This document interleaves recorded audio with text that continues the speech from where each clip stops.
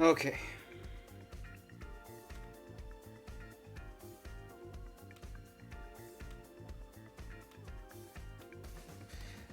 Hi everybody.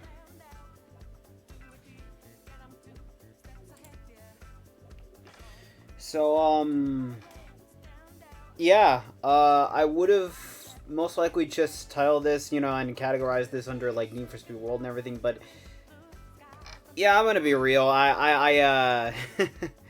even though this is, like, a racing game and everything, I don't really have much of an interest in the grand scheme of things when it comes to racing with this game, especially streaming it, so I decided, I'd buy some cars in-game and then just spend the stream just customizing them. And while I'm doing that, I'm having a chat. I want to have other people on, but it's just, I don't know, people were doing shit, so it's just like, it's just you and me today, chat. So, I don't have too much to talk about, but, honestly, I can make up some stories, and honestly, or do my best. I mean, I guess I could show you what I got, but whatever. So, yeah, it's kind of been a bit of a week, honestly. It really has. Recently I had to make a doctor's appointment, and, I won't go into too much details, but, I had to, be put on some, medication. And, it's just, like, last, couple weeks or so, it's just kind of been in and out with pain. I will fully admit. I tried to take my mind off of it over the weeks by, like, streaming games I was having fun with, and that helped, but it's just, like, you know, it didn't, take away from the fact that I was still feeling pain and everything, so, you know. But, yeah, so, yeah. But, overall, I'm pretty much finished with, what I need to, what I need for, like, my medication. I was supposed to take it, until a specific point, so it was just, like, I'm finished with that. I'm still, sorta, I'm not back to perfect health. I'm still feeling a lot of the, I'm still feeling pain, honestly. I will fully admit that, but I'm trying to at the very least not sit on my ass and just wallow in pain and more or less just try to do something. I guess technically this is just sitting on my ass and wallow in pain, but at the very least it's just like there's stuff going on and I'm actually like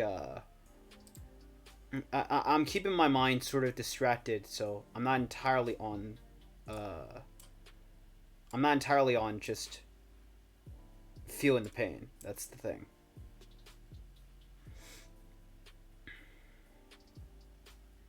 Yeah. And but ultimately when it comes to, just my health, it's just I don't know. I've like for about 10 years now I haven't really been much of a healthy individual to begin with.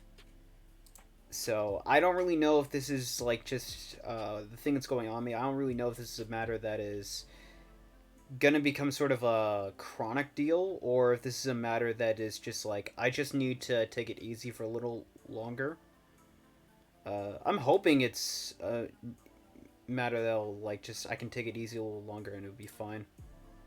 Maybe. Hopefully. But yeah.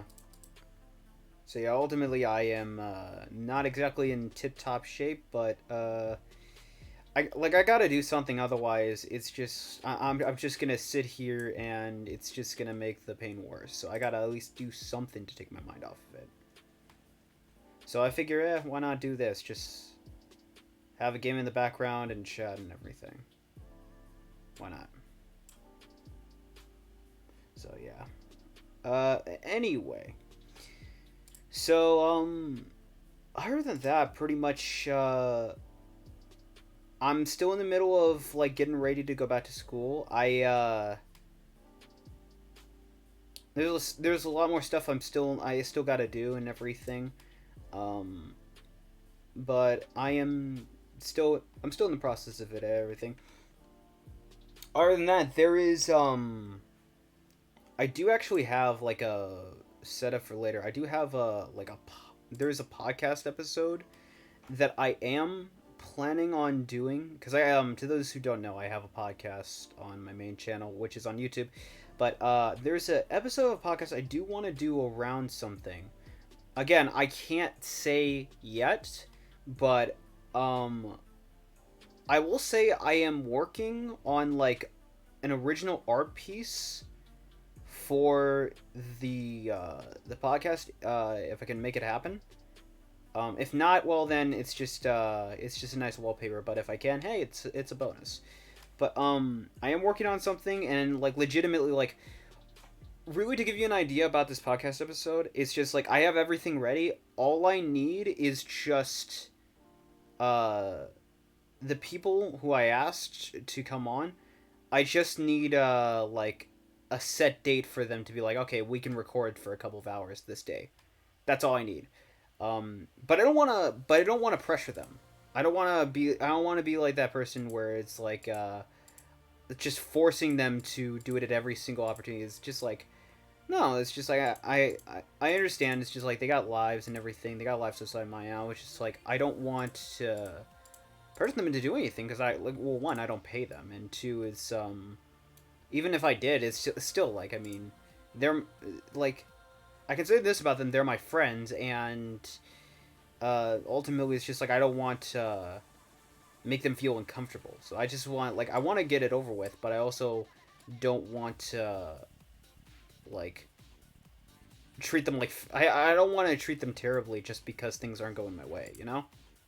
I don't know if I'm making sense, but it's just like it like I just I don't want to rush anything, and I don't want to make the people who I'm asking to feel uncomfortable for being being asked, be brought on this. Like I've asked some other people in the past for the podcast episode I'm doing, and they've said, like, oh, I don't really feel comfortable like on camera, or I don't feel comfortable in that type of thing, so I'm gonna pass it. I'm just like, you know what, that's fine. That's perfectly fine. You don't have to do it if you don't want to. So, yeah, I don't want people to think that I am, like, I'm ultimately just I don't want people to think I'm ultimately just like if I because like I like to ask my friends and everything. I like to ask them onto podcast and everything, but I don't want people to think that I am just I'm forcing anybody to do anything that they don't want. You know. But yeah. Other than that, there's some other games I do want to like talk about in the grand scheme of things. Uh, my a friend like was bringing it up at some point. He was going off about how like the next podcast episode should be about this. And I said that I don't know if it would happen or it's just like because here the thing about me with the podcast, right? The thing about me with the podcast is that it's not a matter of like if I can do it, it's just a matter of when I can do it because it's just like I've got other stuff to do in my life and it's just like doing a podcast and everything that's not my main focus. It's not my that's not my main job or anything. I don't even get paid to do it. So it's just like what do I do? Like do I focus on something where it's just like I can actually do I focus on like getting a job and do I focus on going to school and everything or do I focus on this thing which is basically just uh excuse me. Do I focus on this thing where it's just like it's just a hobby at this point, you know? I don't want to it's just priorities at this point.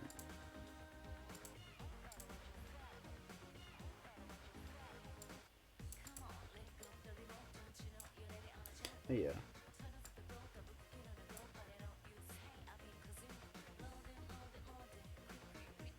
Alright. Well, I can't find it, but anyway, um other than that, I mean oh man, I mean, in terms of my channel, I've released some new videos. I'm in the middle of working on a video in particular for Assassination Classroom. The script is already written. I just need to find the chance to actually record and then edit it all together. Like, I have everything I need. I just need to find the time to put it all together. That's really it. Hopefully, hopefully that can come to fruition pretty soon.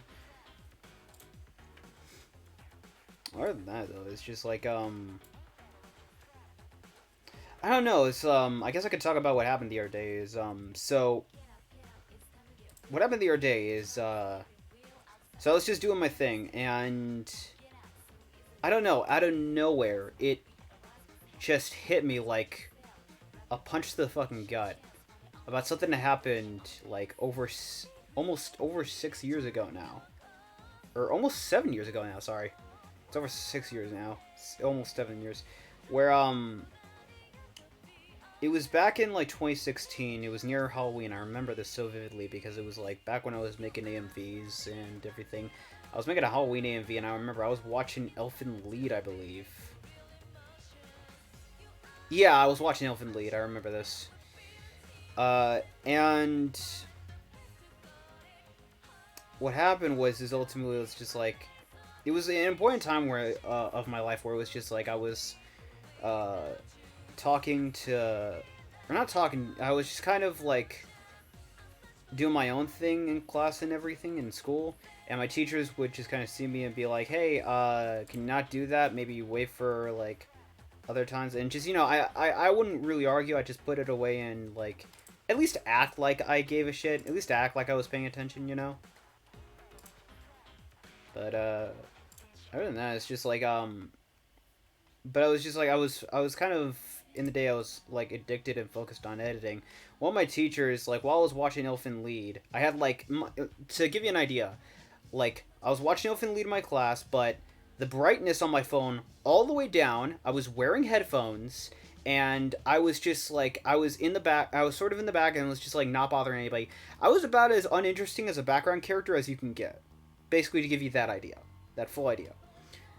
And what happened was it's just my teacher near the end of the class says like, hey, you know, if you keep watching that stuff, you're like, you know, it's just like people are gonna make fun of you for watching that because like, you know, those are just cartoons for babies.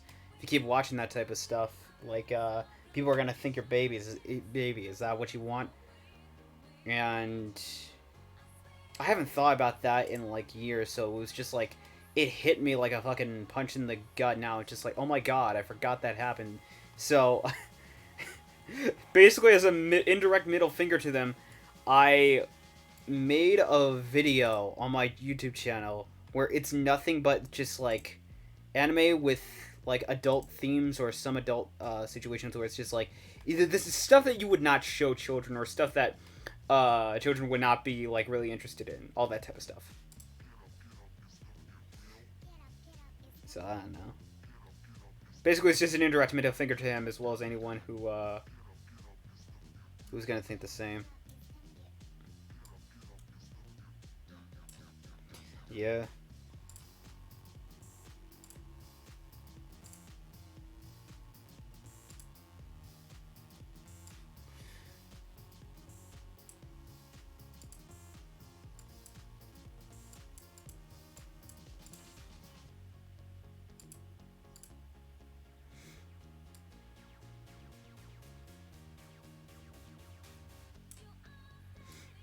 Yeah.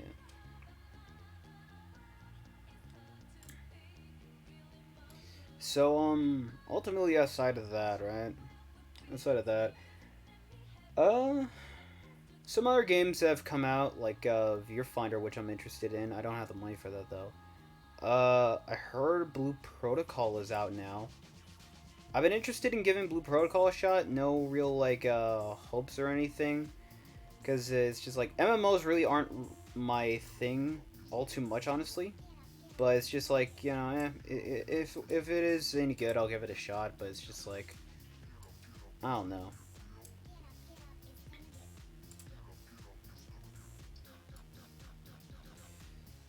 I've also taken some look into news about Persona 3 Reload.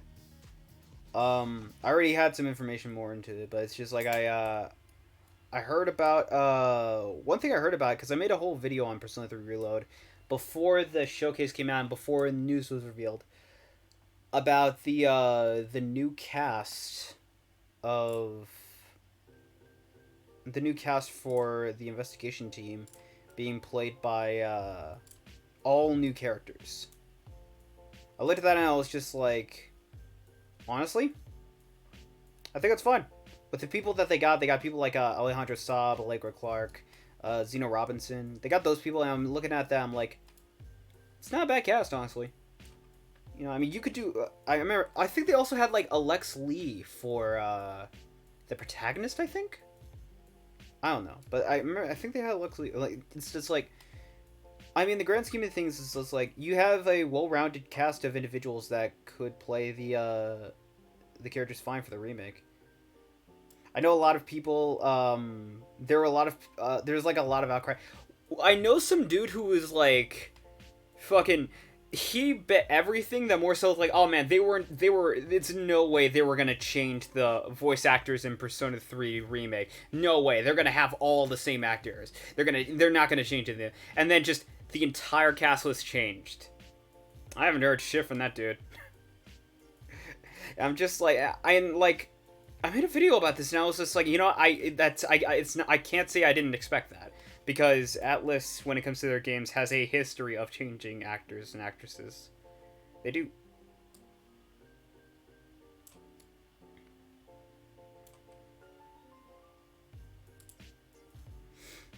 Yeah. Other than that, I also heard, and this is something that worries me about Persona, the Persona remake, is the when it comes to the game, there was a report apparently that they were not going to focus on the answer, and that they were just going to do the original story, which is fine, I guess. You know, it's fine for what it is. And you know, it's fine for what it is, I guess, but it also is concerning, in my opinion, because what that says to me is like it's gonna go down one of two routes. Either, and I honestly hope for this one. Either the game is just gonna be with Persona 3 Real, the game is just gonna be just the Persona 3 original story and everything. Either that, or it's going to be the Persona 3 original story, then 2 to 3 years later, like they have been doing, it's going to end up being Persona, basically like Persona 3 Reload, whatever, that incorporates the original and the answer. And it's just like, I look at that and I'm like, I hate that from Atlas. That's the one thing I hate from Atlas, is just like, I like the games fine. I like the games fine, but the major problem I have with the major problem I have with Atlas is just like especially nowadays, they have a tendency to release like games people just bought 2 to 3 years, exact same game, and then re-release like 2 extra hours of content for the same price you bought launch day. And it's just like, I look at that and I'm like, I mean, when they were first starting to do it and everything, I could kind of look the other way on it and everything, because it was like, okay, so like for example, Persona 3 released on the PS2, right? And the PS2 before gaming went more down the route of like updates and patches and everything, games just came into the box as is, and sometimes you have cases where developers would re-release games games just like again, but with like patches and new content. That used to happen. And I think like Kingdom Hearts is a good example of that, because I remember like Kingdom Hearts it's either 1 or 2, or maybe it was 3. I forget which. I don't play Kingdom Hearts too much, but I know about this, where Kingdom Hearts came out, and then all of a sudden it's just like the game also had like a re-release on PS2.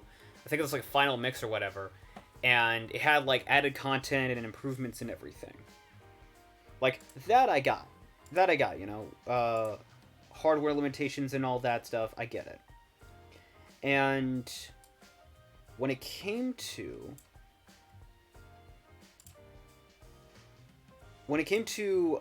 for Persona specifically, like Persona 4 Golden, Persona 4 came out on the PS2, yep. And Persona 4 Golden, it released on the PS. It released on the PS Vita. PS Vita. I don't think I could. No. Persona 4 Golden released on the PS Vita, and like ultimately my thoughts on that is just like, you know what, I think that's fine. I don't really have much of an issue with that. Because, it's just like Persona 4 released on the PS2, and the fact that, the remaster or whatever released on the PS3. Or, not the PS3, sorry, the PS Vita. It's the fact that it released on the PS Vita. I mean, at the very least, you're keeping the original game alive, and it's just like, hey, the game is sort of on a dying platform. You gotta get it to still be relevant somehow, and you gotta still keep it fresh. I get it. So I didn't really say much when I didn't think much of it in the grand scheme of things when I heard about the whole thing around P3 and P4. I didn't think much about it. But when it came to Persona 5, that was where I started to pump the brakes, because Persona 5 released on the PS3, yes, but it also released on the PS4. And then a couple years later, Persona 5 Royal comes out on the PS4. And to me, it was just like, when I got my PS4, it was just like, I didn't want to buy Persona 5 yet again, because I already had it for the PS3. So I was like, I didn't want to buy this again. And then I decided to buy Royal, and I was just like, I had far less more time and experience playing Persona 5 Royal than I did with the original game, mainly because I had already played the original game quite a bit, and now it's just like Persona 5 Royal is this new story that's about maybe a few hours long, but ultimately when you compare it to the original game as a whole, that's not that much content. That really isn't. So in a way, it just feels like I paid way too much for that game. And so I'm thinking when it comes to Persona 3 Reload, right? I'm thinking about more so it's just like, okay, they released the original story, but then what happens when it's just like 2-3 years later they want to go, okay, now we're going to be doing Persona 3, the answer, whatever, whatchamacallem, for like just re-releasing the remake.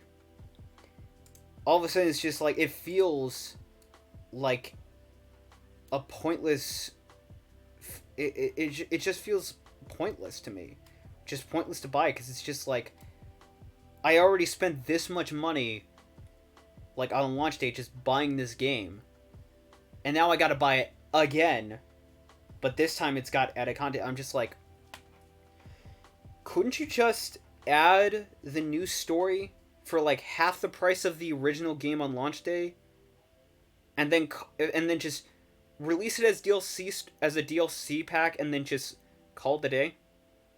Like, some games will do that. Some games will add in like DLC stories and whatnot, and just kind of call it a day. They won't re-release. They might re-release the game for like a collector's edition. Like, okay, collector's editions and Game of the Year editions, stuff like that. I get that.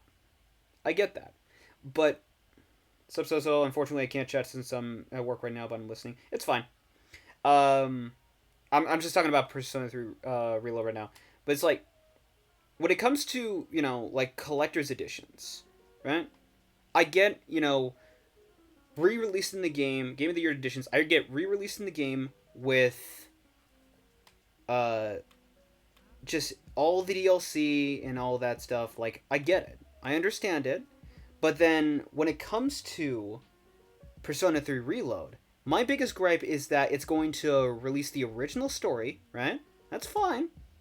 But then also, it's like 2-3 years later, the developer's going to go, actually, we're going to release the game again for the exact same price you paid for on launch day, but this time you get the full experience, which is just 2 or 3 added hours of content. And it's just like, when you compare it to a game that's well over, in my opinion, 10 hours of story and content, even in moderation, it's like, it feels sort of like a ripoff to me, where it's just like, why don't you just release this game as a DLC expansion, like just the extra new content as a DLC expansion, and then just let people decide whether or not they want to pay for it and pull in the game, or just like leave it be. I don't know. It's just like, I don't know. Am I crazy for not wanting to go broke playing Atlus games? I feel like I don't know. Am I in the wrong here for wanting to save my money? Am I in the wrong here for having a budget? But it's just like, that's my biggest gripe. But it's just like, but other stuff I've heard people complain about is just like, oh, the new everyone in the Persona 3 cast has been replaced. I'm like, I mean, I'm fine with that. Like, give other people a shot, and everything. Like, a lot of other properties already do that in the grand scheme of things when it comes to like, just characters. And I'm not saying that, people can't be saddened or, like, let down by the fact that the original cast of Persona 3 won't be in, the remake. I'm not saying that, because, that's understandable. Like, these actors and actresses, they have been with the, this game iteration and its characters for a long time. I get it. But it's just like, but it's just like, if you actually consider Atlus's history, especially in the dub with casting, it isn't all too surprising in the grand scheme of things. And honestly, I also say just like, hey, maybe we should try just giving the actors and actresses who are being like the new characters and everything, just give them a shot, right? Like, I mean, you have people like Alejandro Saab, you have Allegra Clark. Like, you have these people who have, if you look at their track record with acting and everything, you'll know they've actually done some really good roles. Like both Alejandro and Allegra have, most notably, they've done work for series like Genshin and whatnot, but they've also done like a lot of other series and a lot of other films and everything.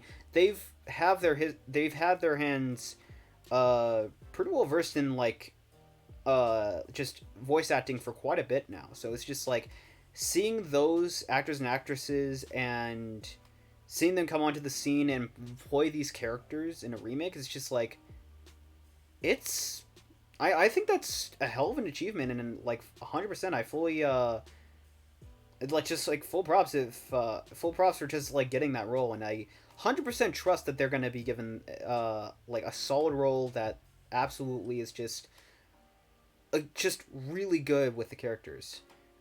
Because, and I'll also be honest too, is like, I know it's not a, I know it's not a like, I know it's not like a fuck, what's the word I'm thinking for, but I know it's not like a nice thing, I guess, to say about it, but let's be real, the actors and actresses who played the original cast, they're getting old. And it's not to say that they still can't. It's not to say that they can't act or anymore or anything because they're getting old. Like, I firmly believe, like, it doesn't matter how old you get, as long as you can still manage to act, you could do fine. I'm fine with that. But when you really think about it, some of those actors and actresses are getting into like their 50s. I think some of them are in their 60s now. It's just like, do you want these characters to voice like 15, 16, 17, 18-year-olds? Really? It's just like, there's gonna be a bit of a disconnect where I can already imagine if they were in the casting, there are going to be people who are going to say, well, it's like, it's good to have these people back, but they also sound significantly older than how you would expect, like, how you would expect the characters of those demographics to sound. Like, I think a good example of this, if you haven't already, go listen to just any random episode from Animaniacs, like, in the early days. Just, like, early day Animaniacs. And then listen to the first episode of Animaniacs. And listen to Rob Paulsen's performance as Yakko Warner. Like, I guarantee you, you will hear a difference. Like, you can hear the difference. And ultimately, there is a reason for that. There is a legitimate reason for that. And it's not to put down Rob Paulsen or anything. It's an observation. But at the same time, it's also like, if you can notice the difference with not just years, but also certain things that have happened in the actor or actress's lives, it like, having to hear their performances updated to their current range and their current performance nowadays, sure, it can be better than what we got previously, but can also be like more noticeable compared to it. Like, so, I know in some ways, yeah, like, it's not to say that the people who are voicing the characters in Persona 3 Remake now are like all the correct ages and everything, but they do, from hearing them, they do have that voice range where it's like they're actors that do have the voice range where it's just like they can hit the range for those particular characters that they voice and sound perfectly fine. Like, I think if I recall, like, Alex Lee, like, here, I'll look it up. Because I think, like, people like Alex Lee was on board for the Persona 3 Remake. So, like, casting.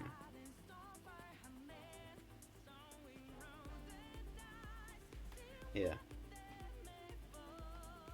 Yeah, so it's Alex Lee as the protagonist. Yukari is voiced by Heather Gonzalez. Junpei is voiced by Zeno Robinson. Aigis, Don M. Bennett. Akihiko, Alejandro Saab. Mitsuru Kirijo, Allegra Clark. Fukuyama Gishi, Suzy Young. Kanemata is Justine Lee. And Shinjiro Adagaki is Justice Slocum. Like, I mean, if you actually take a look at these different, like, actors and actresses and look at their cast, look at their, like, the track record, at the very least, like, a vast majority of these people have done some really good roles. Like, I've actually looked at some of their like demos and just like performances they've done in the past. Like, they are very talented people. Like Alex Lee, most notably, is he has voiced a few different characters. One of which, of course, is Zenitsu in Demon Slayer. And just like, if that doesn't speak on behalf of the range of that actor, I don't know what will. Because that character does have, like, that character goes through a wide range of emotions. So just the fact that he was able to voice that character and actually sound pretty decent for that. Like, yeah. So yeah, it's just like, when it comes to the remake for Persona 3, honestly, yeah, I'd be lying if I said I wasn't excited for it. Right? I'm absolutely excited for it. It's just, I don't want to fall down the trap of spending... Fuck, like, games are $70 now, which I hate. I hate the fact that the price is going up more and more. Because what that's telling me is to just stop playing games, or stop buying games, honestly. What that's telling me, that's what that's telling me.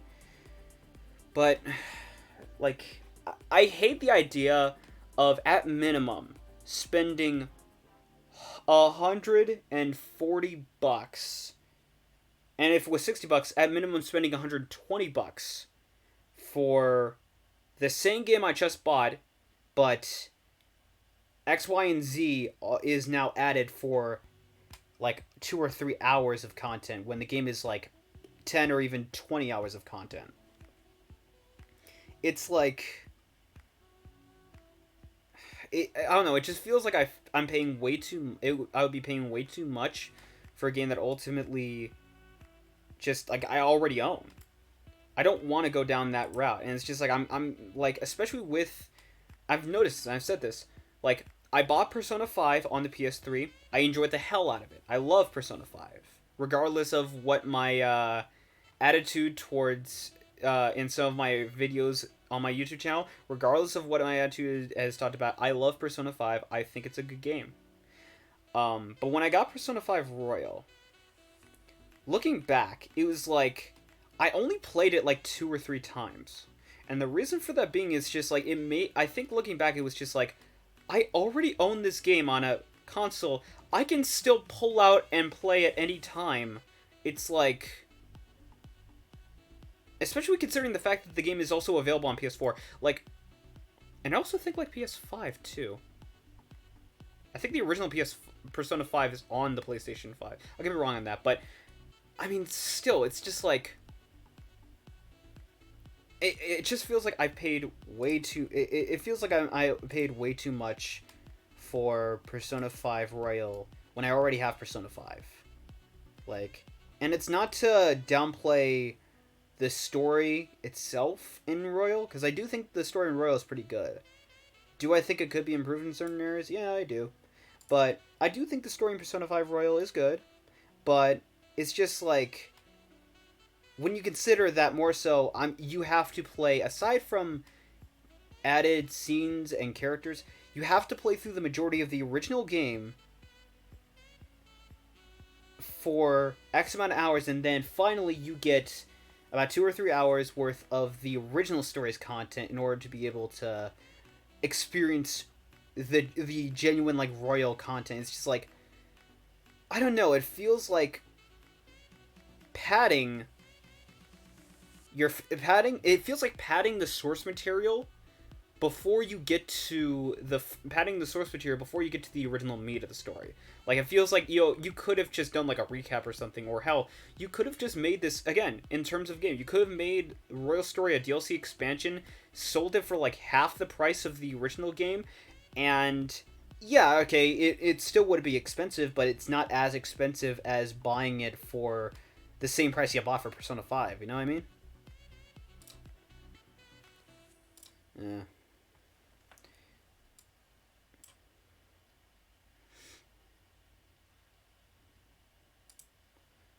It's just like, I don't, like, I'm, it's just, for me, when it comes to Atlus, I'm just, yeah, of course, I still love Persona, and I still want to be able to play Persona games and everything. I do. But I just don't I hate the fact that I have to keep repeating myself, but I don't want I don't want to spend money on shit that I already own again.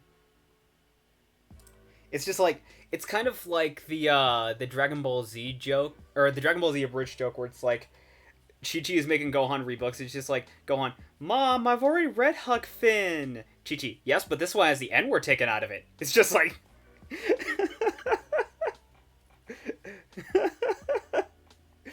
It's just like it's the same book. You just changed up some stuff. It's just like. Ugh.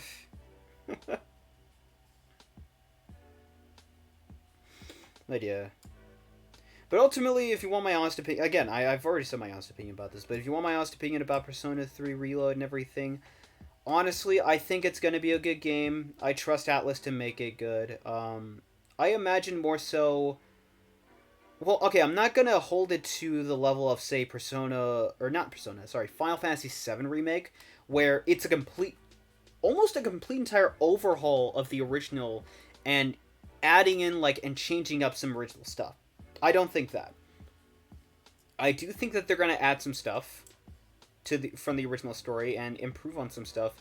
I am really hoping on some improvements. Like, if you want to know, like, some of my thoughts on terms of what they'll improve, honestly, improve it by adding some character scenes. Like, okay, there's, like, the whole thing around Junpei and Chidori. Add some more scenes around them as, and them as characters. Like, show us their relationship unfold. Like, anytime, because there's multiple times where it's, like, Junpei and the rest of the gang are out on, like, a school trip or whatever. Anytime Junpei comes back, just show him going to see Chidori and talking about his experience with that. Something like that. It's just, like, add some stuff that'll, like, just make way more for the... Just, like, in its own way, like, make way more for, what am I trying to think of? Just make way more for, like, the build-up towards, like, these characters and just, like, add more reasons as to, like, make them more memorable in a sense. I think that's what I'm going for.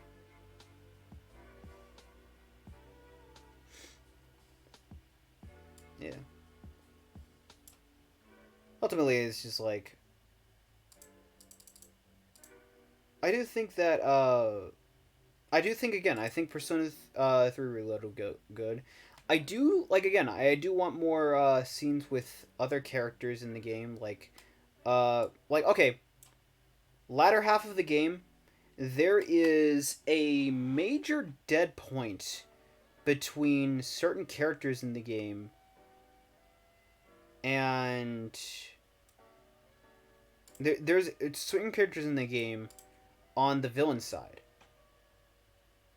and it's just like, in the meantime, when they're building up everything for the finale, like, couldn't you just show us what is happening while they're doing their own thing, instead of, like, sort of having it from, like, Kiryu, like, oh my god, did you see this news article, or stuff like that. Because in the grand scheme of things, the whole stuff around the and I've played through Persona 3 FES, the stuff around the like the latter half and everything is completely and utterly it just, like, aside from some notes, it's almost, if not entirely, it's missable. Like, you can miss it. Like, you don't have to go around town or anything. You can just sleep throughout the entirety of until you have to deal with the finale, and then, just like just deal with, like, the end game and everything. Now, you can just avoid all of that and then just deal with, like, Tartarus and everything. You can do that. And it's just like, what if you were to, add in some new scenes that, focus on and actually add more to the characters and everything, on the other side opposing the heroes. It's just like, I think more so you could actually that's definitely a way to improve a game that, and I'm gonna be 100% honest, a game that I genuinely love. Like, I love Persona 3 and its story, and I I'm absolutely gonna say this. I love the answer as well. I love the answer, and I love what it does with its characters. Now, do I think it's perfect? No, I do not. I think there's a number of points in the game that's perfect, and it's oddly enough, interestingly enough, not the points a lot of people seem to have problem with. Not really. A lot of people, when it comes to the answer, have problems with a character like Yukari, but I don't. And the reason for that being is because if you actually consider the context of the story and everything, if you actually consider, uh, the fact that these characters aren't just like NPCs in a game, they are like their own characters with their own thoughts and lives and everything. When you consider that, and also take into account what the characters, particularly Yukari and Aigis, were dealing with, it becomes a lot more. It becomes a lot more credible. Like, I like, in the grand scheme of things, when it comes to the story, the latter half of the story in the answer, the whole subject that they're focusing on, it's like, it's very it pulls back from the idea of who's right or who's wrong, and it goes for more of like, what is their choice in this matter, essentially. I know it's a game that's going on to be like almost 20 years old now, dear God. Oh fuck, I'm getting old. But I know it's a game that's like, it's old. It's an old game now, and it's getting to be an old game now. It's just like, I know that, but it's just like I'm trying to skirt around like talking about spoilers, because granted, yeah, there's going to be a new generation of players and everything that just haven't played Persona 3 or have no desire to go back to playing NS3 or Persona 3. I get it. Most likely those people, though, they'll have to rely on Persona 3 FES for the answer, though. I will say that.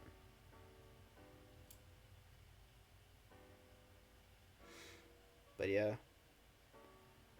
Yeah, so like when it comes to the whole thing around like Yukari and Aigis and everything, it's just like, I think how they handled it in terms of like the story is good.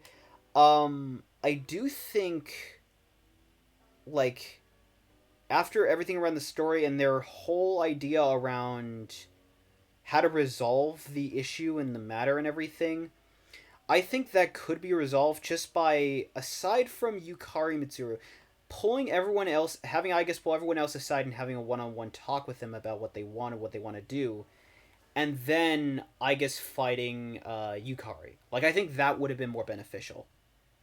Because I feel like you could get the same things done without having to deal with just how they handled it. But considering that I know that the creators apparently said that Persona 3 Real is just going to focus on the original story, not the answer. Yeah, it's just like, yeah, it's just what it is.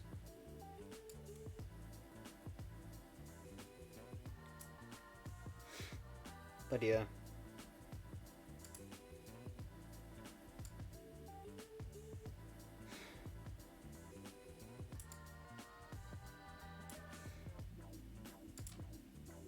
But yeah, I do love Persona 3. I love it. I do think it's a good story. Do I think it has its flaws? Yes, of course I do. But, it's just like, I mean, again, like, especially considering that the remake is coming out, where there are flaws, there's potential for improvement. So, that's kind of what I'm hoping for.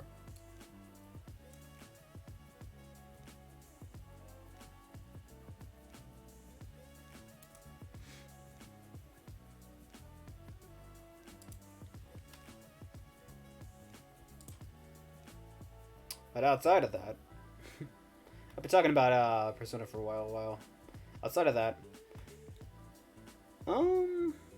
honestly, in the grand scheme of things, if you want to know a video idea I've been thinking about doing, I've kind of been thinking about, because the sequel's coming out, I've kind of been thinking about doing a Hades video. Like, just a full Hades video, kind of done in a similar style to something like Russian Badger. kinda. But kinda in my own light. But I don't know, it's just like, that would take quite a while to do and everything. Hades is a long game in the grand scheme of things. It's a short game, but the way the story plays out and everything, it's like, if you want to play it to completion, it's a very long game. But yeah, it's just like, I honestly would think about doing like a Hades video, especially considering that the sequel is coming out. There's no set date for it yet, but yeah. I would have to, that would be something where it's just like, if I had, like, I don't know, a month, maybe a month or so, maybe a month or two, to get all the footage I need down, and edit it all together and everything, and write a script, that would be something where it's just like, I do make a video on, something related to Hades. Other than that, I don't know.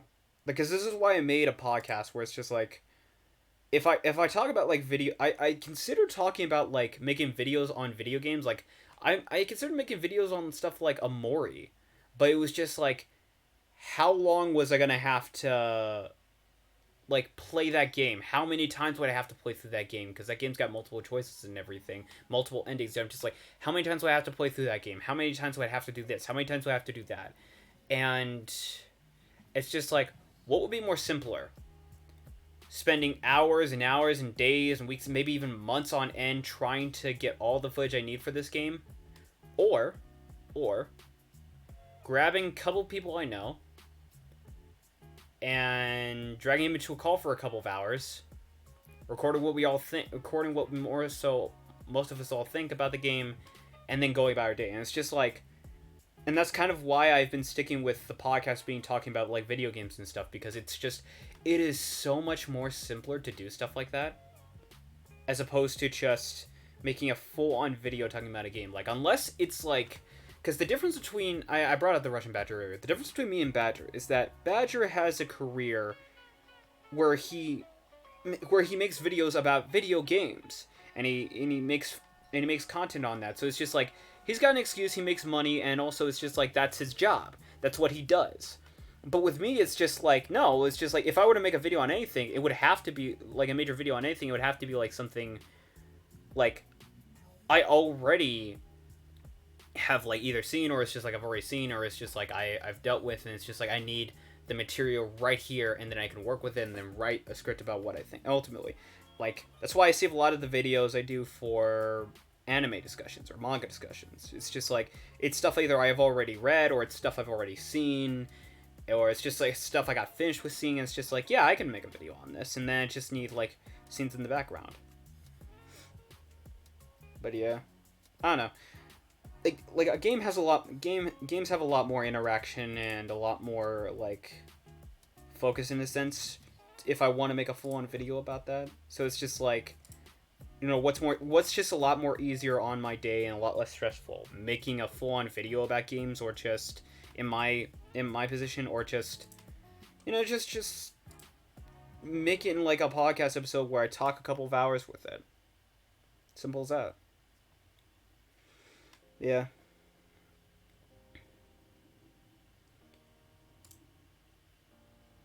But ultimately it's just like,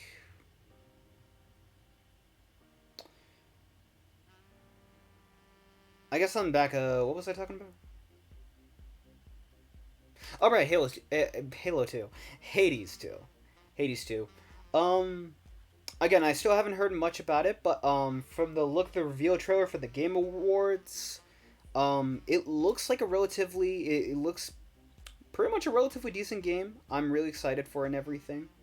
I'm interested in, like, because I hear this comment a lot when it comes to the gaming community, where it's just like, oh man, they're coming out with a sequel, I wonder how they're going to improve on it, and people usually consider that to, like, better graphics and just, like, a higher scale, essentially. And I'm just looking at this, like, I mean, Hades is close to, in terms of its own genre and what it was trying to do, it's about as close to a perfect game in its own right that you can get to. So it's not necessarily about improving what's already good enough. It's more so in just like taking what you already did and then going, okay, let's try this in a different angle. Like, the big thing about Hades is like weapon choices or like different abilities and skills. It's just like take into consideration what you did for the first game, and then go, okay, what are some different weapons? What are some different skills we can work with and create new abilities, but also can compensate for what we were doing with these abilities and everything. Sort of like that.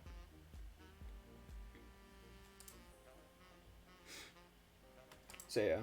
But ultimately, it's just like I am excited for I am excited for Hades 2 in the grand scheme of things. I'm excited for a number of games that are coming out.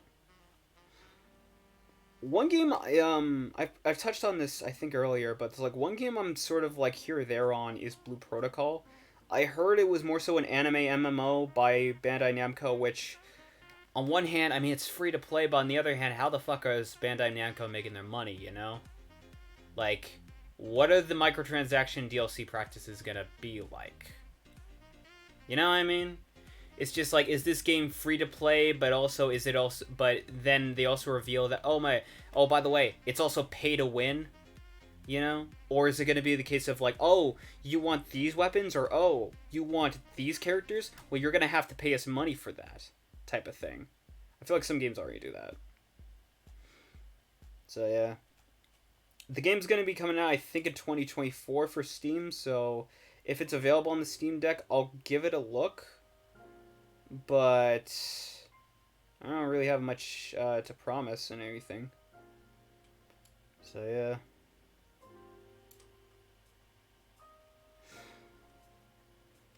Other than that, man, it's just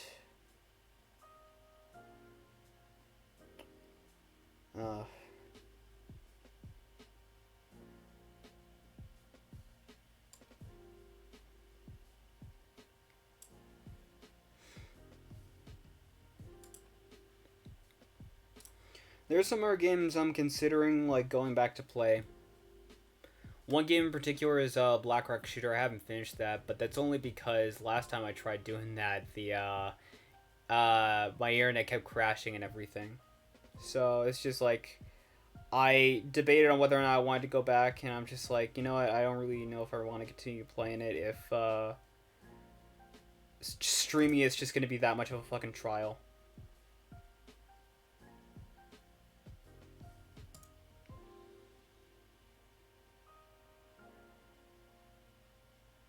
Yeah.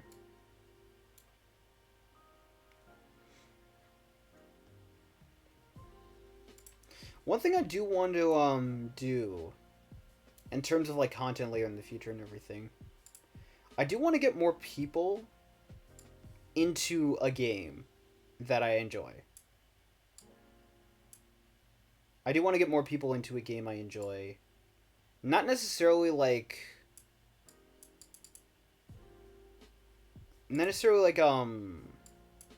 force them to play or like uh get them to play like a specific, I don't know how to phrase this, but yeah, kind of not necessarily like force them to play, but more so it's just like get people to be on like the same wavelength of a game I enjoy, and then just like just wanna just play. Like I try getting people to, for example, this game I'm playing, like New Free World. I try to get people to join this, not because not because it's just like, it is a racing game, but it's just like, it's not because I care too much about the racing. It's just like, I mean, I just like making cars look good. I just like decorating cars. I'm just like, hey, why don't we just do this? Why don't we just decorate cars and make streams about that? And just like stuff like that. But I mean, one, it's just like, you know, I know people got their own things to do in life. I get it. I understand it. I'm not complaining about that. But it's just like, you know, I also like, again, I can't force anybody to do something that they don't want. So it's just like, if they don't want to play this game regardless, I mean, I tried. I can't force them to do anything. You catch more flies with honey than you do with vinegar. Sort of like that. Like, again, I would love for, you know, it's not even this game necessarily. I would love for people to get interested in the stuff that I do. But it's just like, you know, it's not always about me. Sometimes I kind of feel like anybody like who's just like who doesn't know me, right? Who comes into my streams and wonders like, "Oh man, don't you ever get like bored or doesn't ever make you sad that other people don't like do what you do and everything? D- Play what you play?" And it's just like, yeah, I'd be lying if I said, you know, it didn't. I'd be lying, you know, if it didn't like if I didn't feel sad or it didn't disappoint me. I'd be lying if I said that was the case. But it's just like I can't make people do stuff that they don't want to do because that's wrong. And also, uh, they're my friends, and I don't want to jeopardize our friendships in any way. You know what I mean? It's just like I don't want to be. I don't know. Maybe am I the wrong person here for not wanting to be a complete and utter asshole through and through? Maybe I am. And if that's the case, well then maybe I'm just. I'd rather be an asshole that way. Maybe I'd rather be an asshole by treating my friends with respect. If that's what it takes to treat my friends with respect, then fine, I'll be an asshole. I'll be what the internet considers as an asshole. I'm fine with that. But you know, it's just like when it comes to you know what I like and everything. Again, I understand. It's just like what I like is what I like, and not everybody is going to be into what I like. So, in the grand scheme of things, it's just like I just gotta deal and work with it. Like I mean, right now it's just like, yeah, would I love to be playing a game like this with other people? Absolutely, but you know, it's just like it's not really happening. So it's just like I just gotta cope and just deal with it as is, and so I just do, I just deal with it, and so yeah.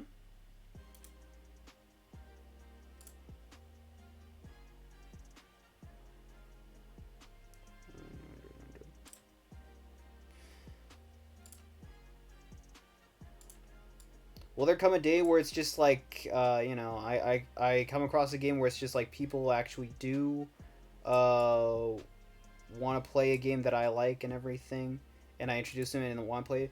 Probably, honestly. Yeah, I do think that that's a possibility. I do think so.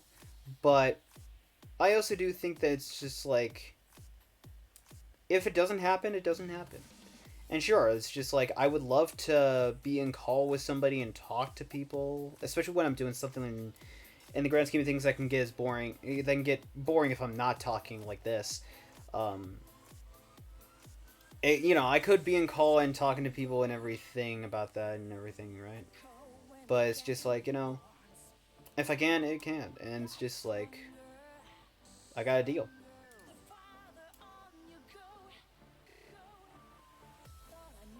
I don't know. Maybe one day I'll find somebody who like has the same interests as me, not just the same interests as me, but also like wants to enjoy the games alongside me, whether or not I'm live or not. And it's just like we hit it off. I'm not even talking about like specifically like anything like you know oh I can't wait to get a boyfriend or a girlfriend to interest me. It's like no, it's just like I don't know. One of these days I might find someone where it's just like they like the same stuff I do, and like they want to hang out and do play stuff with me. I mean, I imagine that'll happen. I've made some pretty great friends over the years, honestly. Granted, I've even been vocal about this. I've had my experiences with people who don't actually understand what it means to be friends. I've had those experiences, but there's so few in between that saying that I haven't met anybody who like I legitimately can consider friends and am tight with and everything, it's just it feels so dishonest or yeah, it feels so dishonest to not mention that. It's just like yeah, I've met people who over the years who it's just like yeah, maybe we don't talk all too much or every single day, but it's just like they're people that in grand scheme of things, they're people that are cool. They're people that are just chill. And I'm like, you know what? I vibe with it. I fuck with y'all. So yeah.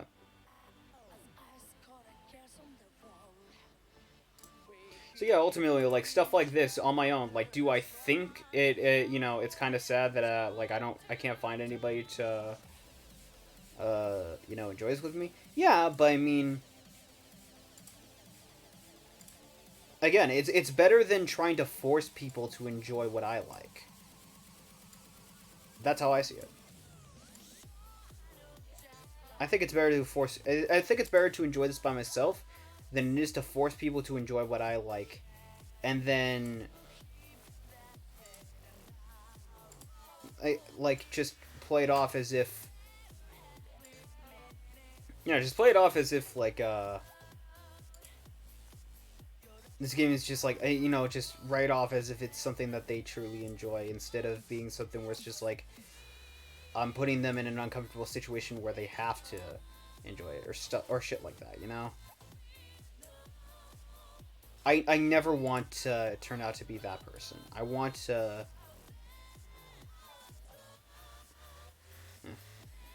I never want to turn out to be like that type of person. I just want to. I like in the grand scheme of things when it comes to it, and again, like I'm a very easy person to read when you really know what to look for.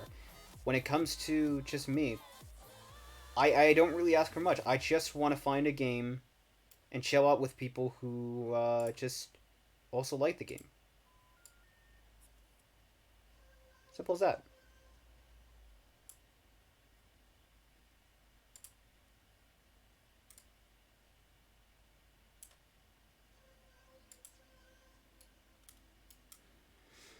But yeah.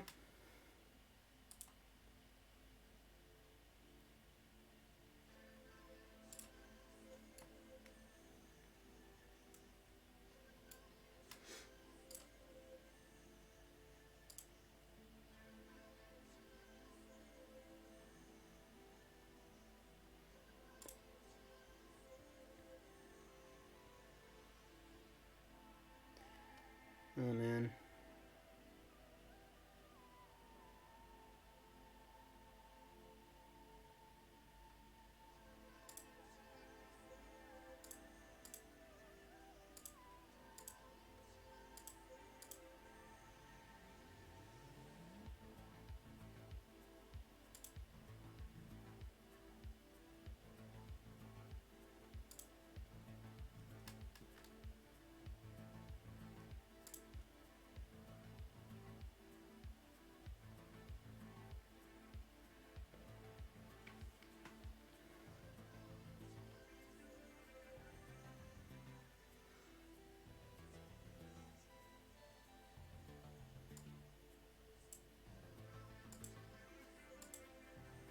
You know, I've been interested to try out, but it's just like I haven't had the time or money to try out. Honestly, I'm gonna be real. Kingdom Hearts. Honestly, I've never played Kingdom Hearts, and the reason for this being, and I know people are gonna give me shit for this, but you also have to understand the context of this. Um, I was 6 years old, I believe, in elementary school. I thought Kingdom Hearts was for babies because it had Disney characters. I thought I was being more mature by putting that up. In reality, I was just being a naive kid, and I'm just looking at this like, you know what? I wonder how it is. I wonder how Kingdom Hearts was. And I imagine there are people who are just like diehard fans of Kingdom Hearts, just like, oh man, Kingdom Hearts is like really good. You should check it out. It's just like, the money. And it's just like, even then, it's just like, I don't really know yet if it's something I want to commit myself to. Because, like, look, I don't deny that, you know, Kingdom Hearts. I don't deny Kingdom Hearts is a good game. Obviously, the game has to have been good in order to continue going for this long, especially down the line, where they've recently released a new sequel. Like, that's not nothing. Like, I've known other games that, you know, relatively are fine enough, but it's just like at some point, because they didn't do well, they just got discontinued and everything. Like, Prototype is a great example of this. Prototype and Prototype 2, they were two really fun games. Were they perfect? No. But they were two really fun games in the grand scheme of things. The company that made Prototype 2, I'm pretty sure it was their last game they made before they filed for bankruptcy. The game did not save the company. So it's just like, what do you do with that?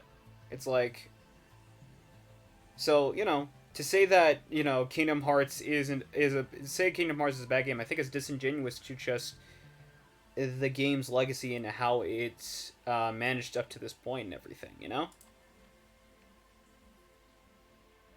So, I don't doubt that Kingdom Hearts is I don't doubt Kingdom Hearts is a good game. It's just like I don't know whether or not it's something I really want to commit myself to just yet. I want to do I want to make the judgment call before I just go ahead and pull the trigger on that,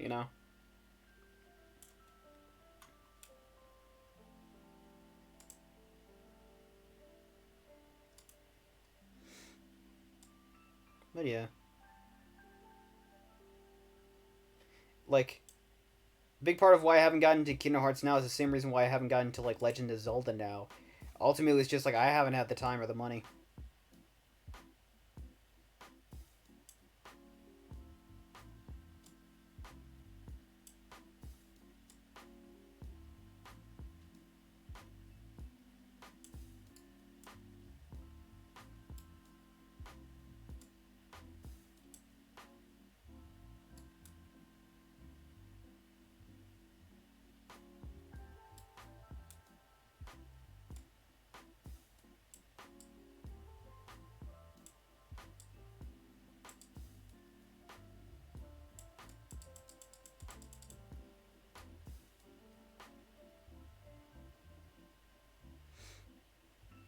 I don't know.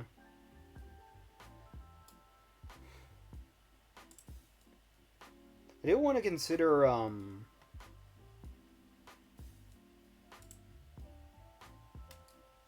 do want to consider going back and playing some, like, old nostalgic games. I've already kind of been doing that, but it's just, like, there's other games out there where it's just, like, I look at it and I'm like, I don't know, I like to... There's just other games I haven't played yet where it's just, like, I'd like to, just be able to play it and... Yeah. Like, I think one of the games I'd like to play, like, one of the games I'd like to play live. Honestly, the Naruto Ultimate Ninja games. Like, not Ultimate Ninja Storm. I'm talking about, like, Ultimate Ninja, the PS2 titles. I like to play that, but... I don't know.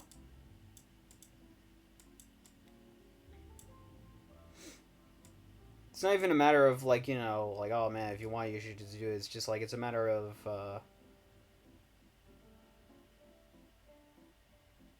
don't know, I guess it's just, like, maybe, I don't know.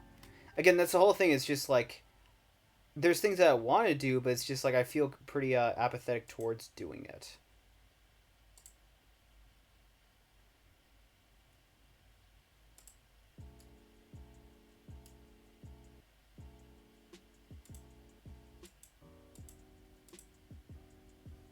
Other than that, I mean, I also have, like,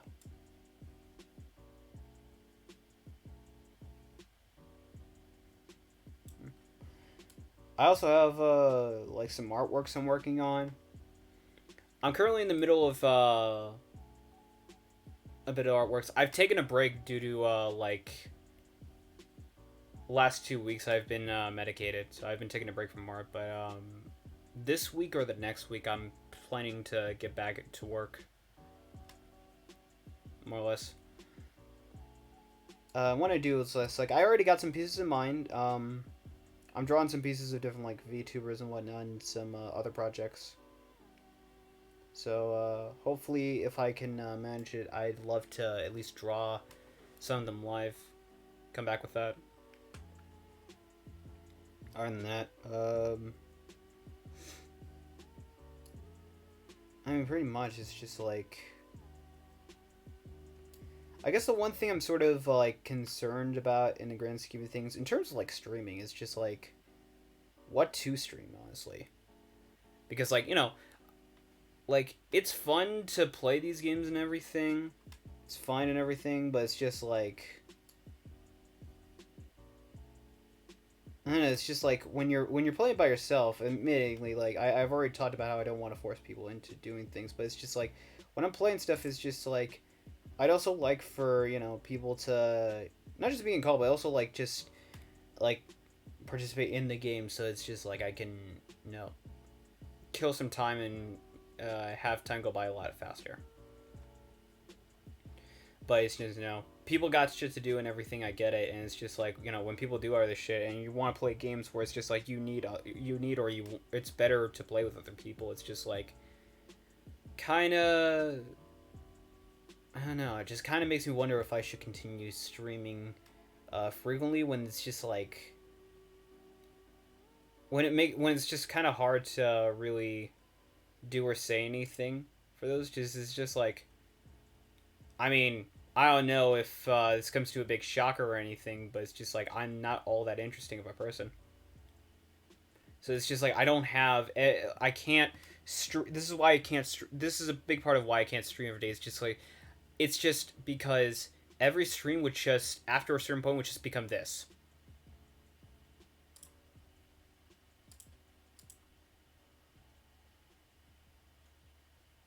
Like that. That's just it. Just me playing the game, whatever, on screen and not even saying anything. Mainly because I got nothing to talk about. I'm not really all that interesting. Like, I haven't really been saying much in my stream and everything, so I'm fine with, like, talking now. That's fine. But it's also like, I mean, this is stuff I've saved in a way, but it's just like also, what happens when I'm out of stuff? What am I gonna do then?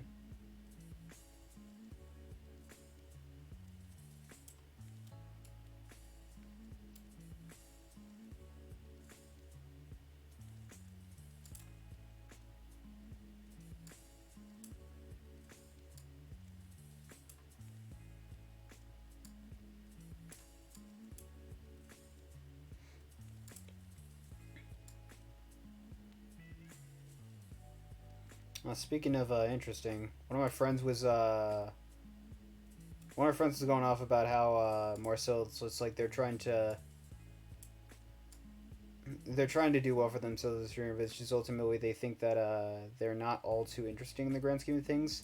So they say like, the best course of action for me right now is just like I'm gonna create an alter ego. I'm gonna create a new persona and just sort of do that. And like props to them. It's just like that's fine for them, but for me personally, I could never do that. I can't, like, it's not even a matter of like can't or won't. It's just like I have done stuff like that in the past. I have made like an alternate persona in the past. The problem was in the past is just like I ultimately had the impression that more so people stuck around with me because I had the alter ego, because I had the alternate persona. So I kept doing it, and at some point it just like consumed me to the point where my head just snapped and I started antagonizing people that I was actually supposed to be close with. I don't want to go down that road again, so I don't do it. It's just like that's like, and I've said this also in the past, where it's just like, doing doing an extra persona and all that stuff. It's stressful. It's stressful for me. Like, sure, I commend anybody who has, the mental fortitude and the endurance to actually do that. I commend you if you got that in you. But just for me, it's just like, and if you're someone who's just like, I can't do that shit, like, I get it. And also, it's just like, personally for me, I mean, I also think it's like, in some cases, right? Not every case, but in some cases where it's just like when people create those alter egos and everything, and it's just like they're only those alter egos and everything, it feels cringy. It feels real cringy. It's just like, you can be, you can write yourself off as, say, like, maybe you're a demon lord or something, right? Maybe you're a demon lord or something or whatever, and that's fine. That's fine and all. But it's just like, when it's just like you play yourself off entirely as just a demon lord, and everything, you don't have like any like genuine personality outside of that. It's just like, I don't know, it's cringe to me because it's just like I look at that and I think it's just like, are you, so it's just like, are you an actual person behind the persona, or is this all you got?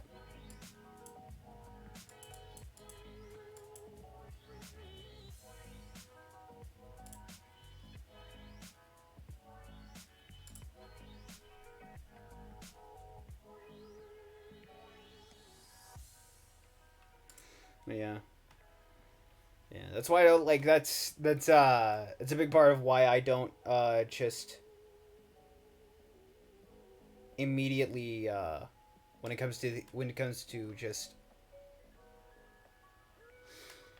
it's why it's just immediately when it comes to like my content and everything online, it's just like I don't create this new like persona or facade that is supposed to be just this like this grandiose character or whatever, just completely detracted from myself. It's just like, nah, it's just I don't no,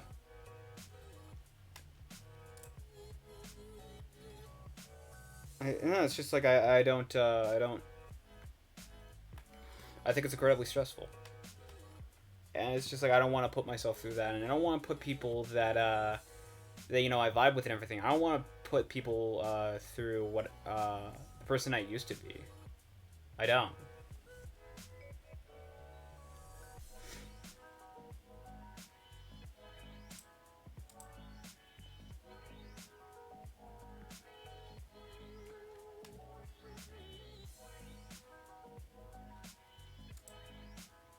Yeah. Give me a moment. I'm gonna restart the game because I'm pretty sure it broke.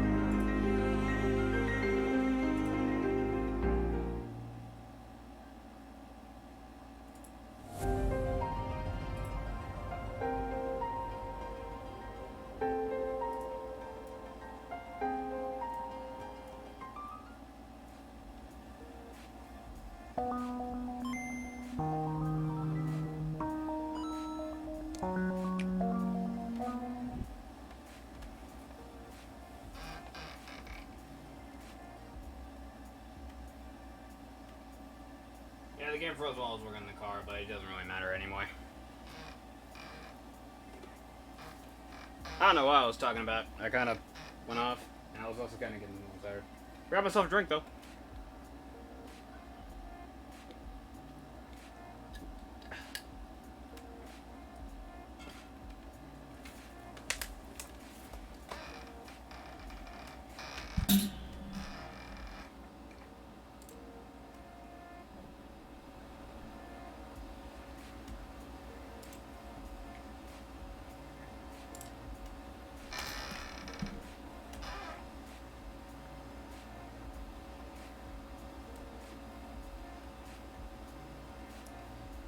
I still got some time to kill. You know what? I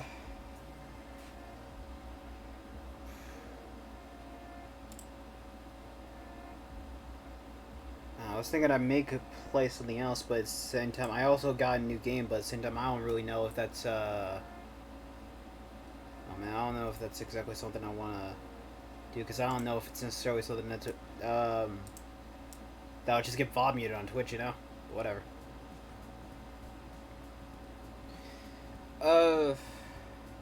I could just talk about, like, stuff I've been reading. Yeah.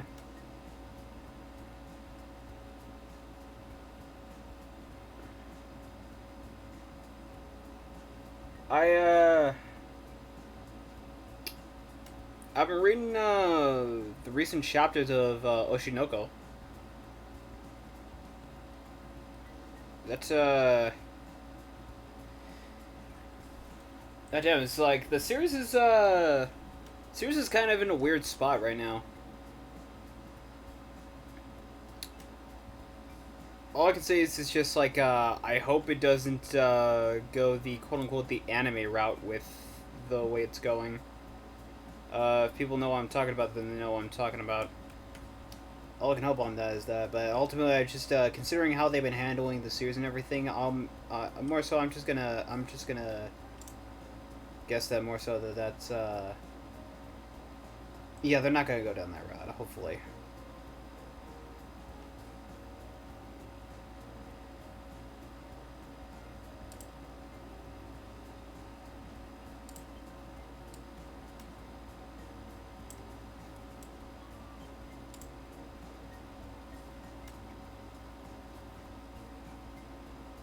Other than that, I've been taking a look at some other series here and there. I've been reading quite a bit of like Korean and Korean manhwas, like Korean and Chinese manhwas. They are very horny, like really horny. Like I don't know what it is. It's just like there are so many series like in Korean and with Korea and China in the manhwas where it's just like you can already tell it's just like the people like the art has like a particular preference in the artist has like a particular preference in body types, particular fetishes, so on and so forth.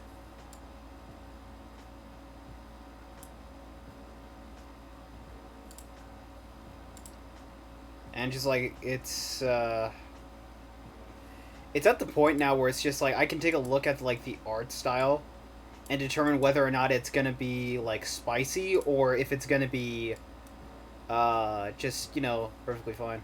Like some stories it's just like it like, you know, it's hot, but it's like it very much downplays the horniness. Like I think one of the series is like Girls of the Wilds.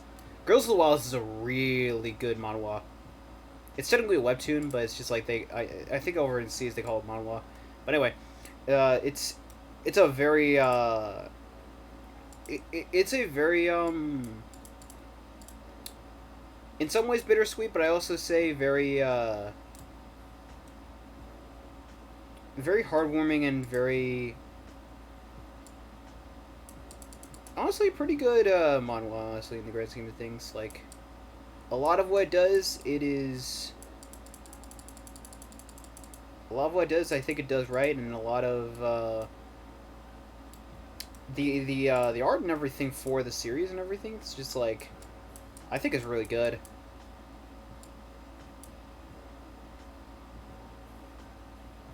Like, the series has a lot of focus around boxing and martial arts, and it's just like, the artists know what they're doing.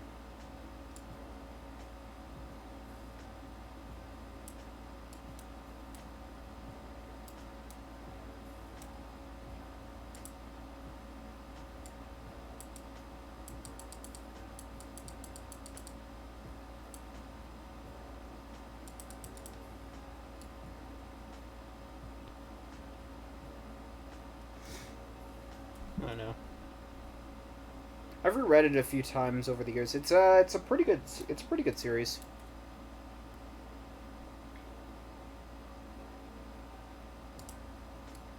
Other than that, but it's just like, I mean, again, it's just like I've seen so many like Korean manhwas over the years where it's just like Korean and Chinese manhwas over the years where it's just like I can take a look at if just how the characters are drawn simply, or just like how they're colored, and go like, yeah, there is some there's gonna be some risque situations in this, isn't there?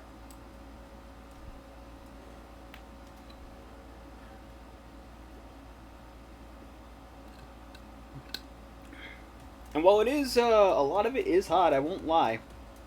A lot of it can be very questionable because a lot of it gets sort of sad, and not in the traditional way. It gets pretty fucking sad, and also sort of depraved.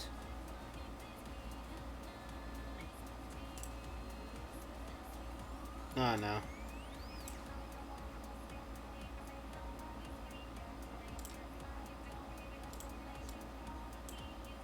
But that said, I have found some pretty decent gems through some of them. Like, there's one about like a dude who's basically just like the Chinese version of God, and like the first few chapters focuses on him just abolishing slavery. It's just like, hey yo, like the dude actually doing things right, man.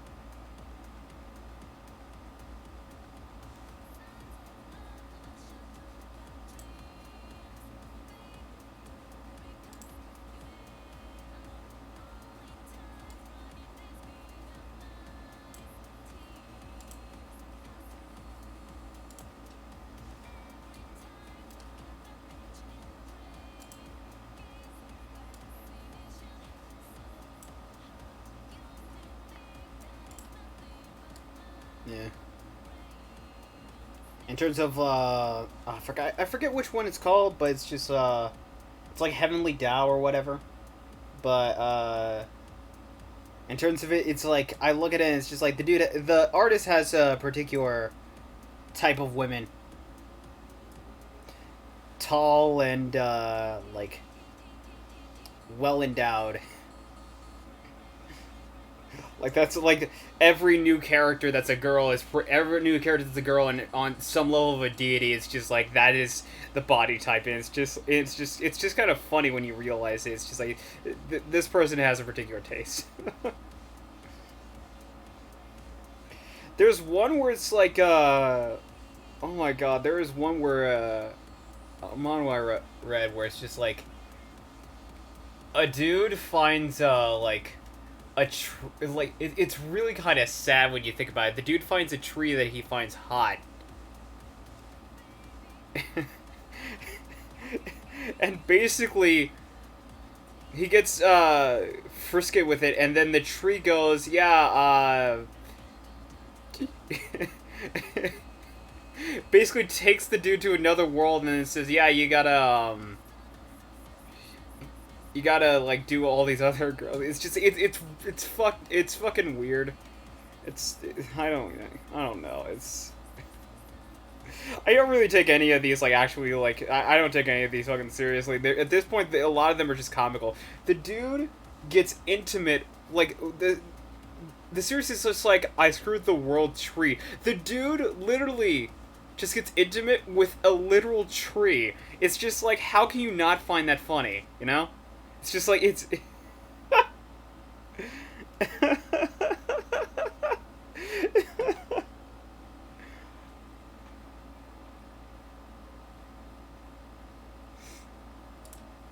Yeah.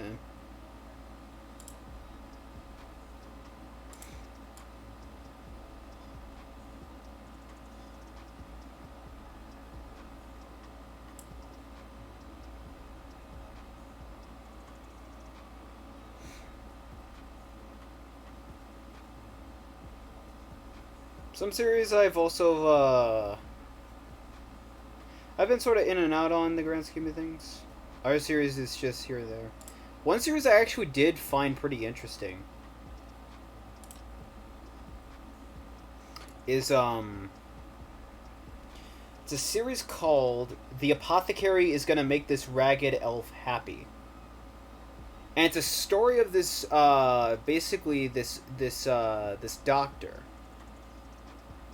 that finds this elf girl at like a slave market or whatever, and she is in bad shape. She's got cuts, scars, bruises all over her. Her body is just her body and her limbs are deteriorating. She is just sort of like in and out. All of her teeth are gone. It's just like, and the entire series is focused around this dude taking this girl and trying to actually help her recover. Like, he's making like artificial dentures for her. He's giving her he's helping her out like with like just putting these different ointments on her and these different remedies in order to try and repair her scars and her cuts. He's legitimately trying to like actually help her and aid her in a healthy way. And like over the series, it's just like I look at this and it's like it's just like it goes from sort of them being like a patient and a doctor to them actually being in a relationship, but it's handled in a way that feels very sort of refreshing, because it's not immediately like as soon as like, you know, she falls in love with him, it is, oh man, they have this sort of like sort of cutesy relationship, even though they're patient and their doctor. No, it's very much like she has feelings for him, but he's trying like not to show anything. Like he sees her as a patient. It's a very short series, but it's just like the more time goes on, the more like we learn about the more we learn about like the girl, the more we learn about the guy. And it just comes to the point where it's just like both of them have this relationship where it's just precious. It's actually really kind and wholesome, to the point where when the girl's remedy is pretty much finished, she's no longer the doctor's patient, and the doctor pretty much asks her to marry him. In some ways, yes, it can be a little it can be a bit weird in a sense. Yeah, I mean, like a doctor dating their patient. Yeah, it's absolutely weird and unethical. Yes, but I mean, after some point, when it's just like when you're neither a doctor nor a patient, right? When you've cut that tie, at that point, it is a matter of just like, how do you feel about them, you know? Like, do you still see them as just your patient or your doctor, despite the fact that they're no longer that? Or did you have feelings for them that you've been holding back simply out of being a doctor or a patient?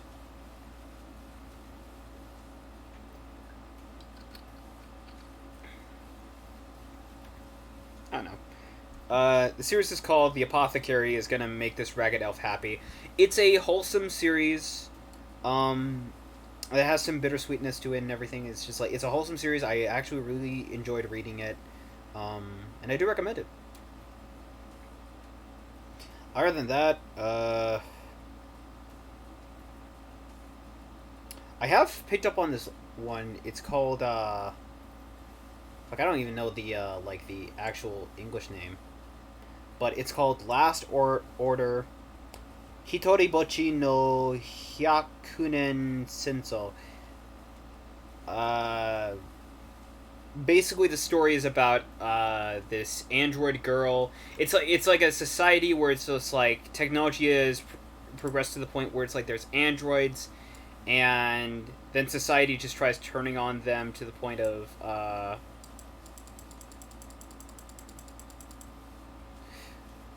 society just tries to turn to the point of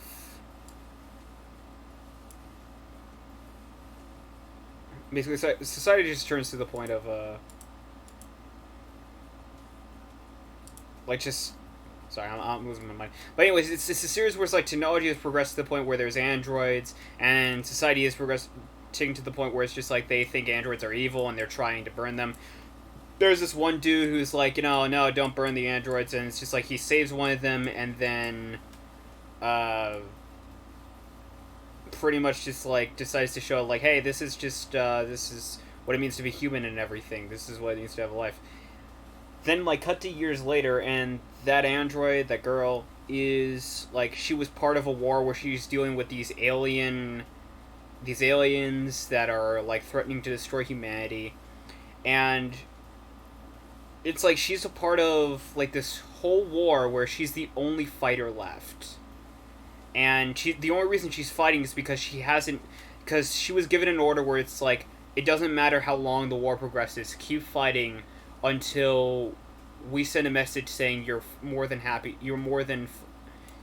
clear to cease firing and return home.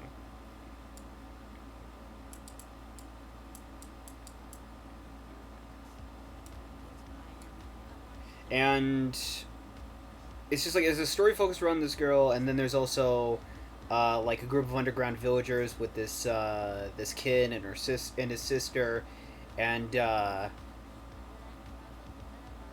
like it's more so it's just like that this underground village that has feared this this soldier up top, and just think that she's like a monster and everything, and they've propagated this like this ultimately just this fear for this girl, and then like the kid and his sister eventually get a chance to see her real life. In actuality, she's actually a kind, sweethearted individual that people have misinterpreted. But the whole series, like, it's a short series again, but it's ultimately a relatively fun one, and I actually do enjoy it for what it is. Other than that, I actually started reading this one. Or I picked up this one a little while ago. This one is called Sacrificial Princess and the King of Beasts. Basically, Beauty and the Beast. It basically is. So it has this girl who's being sacrificed to this king who's just this giant lion demi-human, basically. And like the girl, she doesn't really have much issue with just being a sacrifice in anything. She's not taking anything seriously, and ultimately it reveals that she pretty much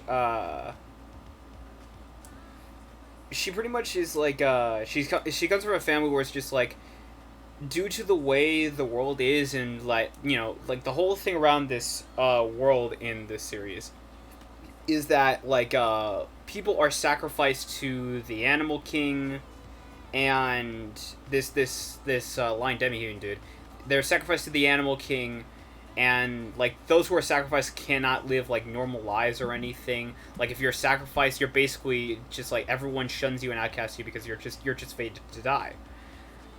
So it's just like, and the girl's one major memory of her parents is just these blank stares that they give her that just absolutely horrify her.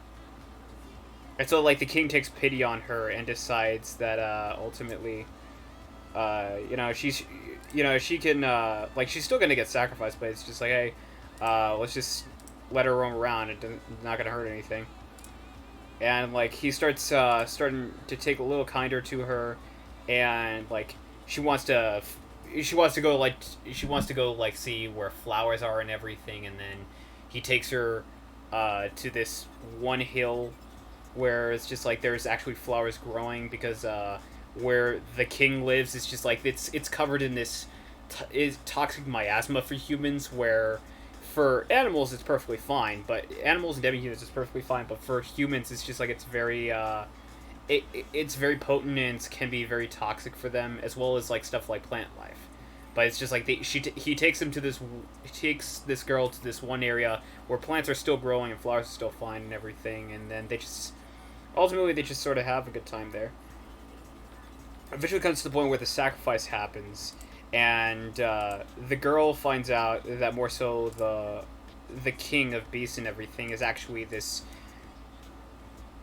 is actually just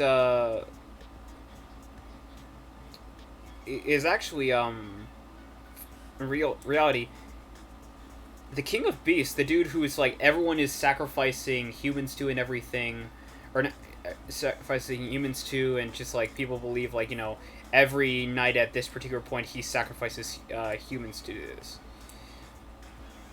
Turns out he's actually part human. And the girl ultimately, like, she doesn't really have much of a problem with it, and she expresses, you know, he's very noble king and everything. He's everything king. In reality, he's been letting his sacrifices go and just cutting himself to make it look like he ate humans. So he's basically just been staging the sacrifices to make it seem like he eats humans and sacrifices and leaves them be and everything. Sacrifices them and leaves nothing but them. But instead he just like lets them go and then just decides to mutilate himself in order to make it look authentic. And so, like, you know, ultimately the girl is just like, she expresses that she actually thinks that he's a decent enough person and everything, and that she actually thinks he's a noble king who is more than willing to, you know, she expresses herself and how she likes the king, and that is more than enough motivation for the dude to go, yeah, I'm marrying her, I'm making her my queen. Like, just, I love the ending of the first chapter, because he just storms into, like, just, he storms into his throne room with, like, everyone, like, the elders and, the people that, elders, his advisors and everything, and they just says, yeah, I'm gonna make this girl my queen. There's just a level of badassery to that I just love.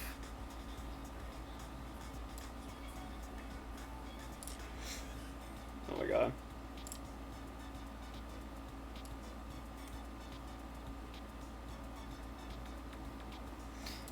Yeah. But the series is actually a pretty good story. It's sort of like Beauty and the Beast meets Snow White with the red hair. Because on one hand, yeah, it's also a human falls in love with this, this animal demi-human. And it's a very sweet story. But also Snow White with the red hair, because this series is actually pretty fleshed out, because it has all these different races of demi-humans that all, like, pretty much fucking hate humans. Like, there's this one chapter where there's these chapters where it's just, like, there's these fish people that come in, and, like, they hear about, like, the queen being a human, and it's just, like, there's this fish king that ultimately just, like, is just mocking her, making fun of her, and just looking down on her, like, every opportunity. And, like, the girl, she's trying not to make an ass out of herself and everything, and, like, she's doing fine and everything, and then it's just like she has to deal with shit with this one dude who, like, there's just this fish king who is just looking down on this human queen, and it's just like mocking her at every single turn, and the king, her beloved, is trying not to do or say anything, because it's just like they keep doing this where it's just like the king wants her to be treated with kindness and happiness, and just like not want to be looked down upon and just want to be, seen as, the queen. But it's just like, at the same time, this girl, this girl who used to be a sacrifice, is just like, you can't, like, ultimately goes off about, like, I don't want you to force people into trying to like me. What would that say about it? So she's trying to show, like, all these other demi-humans who just hate like humankind, like her. She's trying to show them that she's actually, like, worth. She's actually, like, worth being the king's queen and everything. And then this Fish King, like, they're having, like in the middle of a ball. Like, this Fish King, like, in the middle of, like, the queen's dance, he takes a piece of, like, a bead or whatever, and then tosses it on the floor discreetly. The girl falls on it, and, like, the entire time she was, like, she's trying not to make it after herself, but she's also, like, she's putting on this act of being royalty, act of being nobility, because in reality, the girl is very nonchalant. She's, like, she's not what traditionally you would see in a queen. Because, like, her first actual appearance in the series is just, like, she's getting, she's getting, told off by, like, one of the king's advisors, and she's just, like, full on, like, in the face of a dude who's about to execute her, she's just full on just calling out the advisor and not giving a shit. And then when the king is just, like, threatening her life when he first sees her, she just takes the king's paws, just like, oh my god, it's so fluffy. Like, she's that type of girl. And, like, during this whole thing with the Fish King, right? This whole thing with the Fish King, she's putting on this act of nobility and putting on this act of royalty and acting like a queen. And then during a dance, like, the king discreetly throws, like, a bead on the ground, she trips and falls. As soon as she gets up, she's pretty much back to her old self, where she's writing it off. It's just like, oh man, well that sucked. I'm gonna try again. And then just like, as soon as she tries again, it's ultimately like, the whole facade of her being a queen and being nobility kind of drops, and, like, she's ultimately just being herself, and, like, people actually, the other fish people just, like, take notice of that. And then, in the middle of the chapter, she takes this hand of this old, wounded fish person who's sort of, like, supposed to be, like, an advisor of the Fish King. And just this old, wounded person, it's just, like, he's basically a war veteran. And he's just talking about how it's just like, oh man, it's just like, I'm so sorry you have to dance with someone like me, someone who's just old and crotchety like me. And it's just like, I don't think you're, I think you're very nice looking. I don't mind it. I don't mind it at all. I think you're a very decent, I think you're a very decent person. I kind of like that vibe. And then the Fish King gets upset, because he's just like looking at, because to him it's just like looking at this his fucking advisor, who's just like, again, he's like a war veteran, he's wounded, beaten up, you can see like bandages wrapped on his face and just scars peering through the bandages. Like, this dude is like, he has seen some shit basically. And like, the Fish King comes up to the two of them, and basically he's about to kill the advisor for just basically I don't know, it's just like, he's about to kill the advisor, and then the queen, she steps in and is like, yeah, maybe don't do that, he didn't do anything wrong. And it's just like at that point, it's revealed that the old crotchety dude, the quote-unquote the advisor, is actually the real king. And the guy who's the Fish King was actually just a subordinate who was playing the part. It was basically a whole ploy to try and, like, get a judge on what type of person the queen the king picked was. I don't know. And it's just like, after that and everything, they pretty much side with the queen and say, yeah, she's perfectly fine. I don't know. It's a nice story. It does have a lot. It does again. It's also has that sort of thing with like Snow White with the red hair, where it's like it's like in Snow White with the red hair, at every single opportunity, Shiryuki has to prove herself. Shiryuki has to prove herself to these different nobles that she's she's more than just like just a pretty face or someone who got special privileges. Like no, she's got guts. She's got like she actually can defend herself on her own merit. She doesn't need special treatment by the king or the prince or whatever. Ever. She has to prove herself in that. And it kind of writes that line, but at the same time, it also is with, like, it's with a race of people who consider themselves ultimately superior to humans. So in some ways, there is, like, an inequality that they are addressing, and, like, you know, I actually do think that that's pretty good.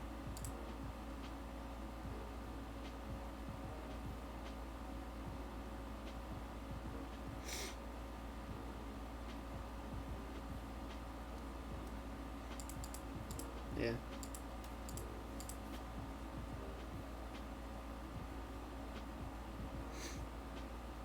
Yeah.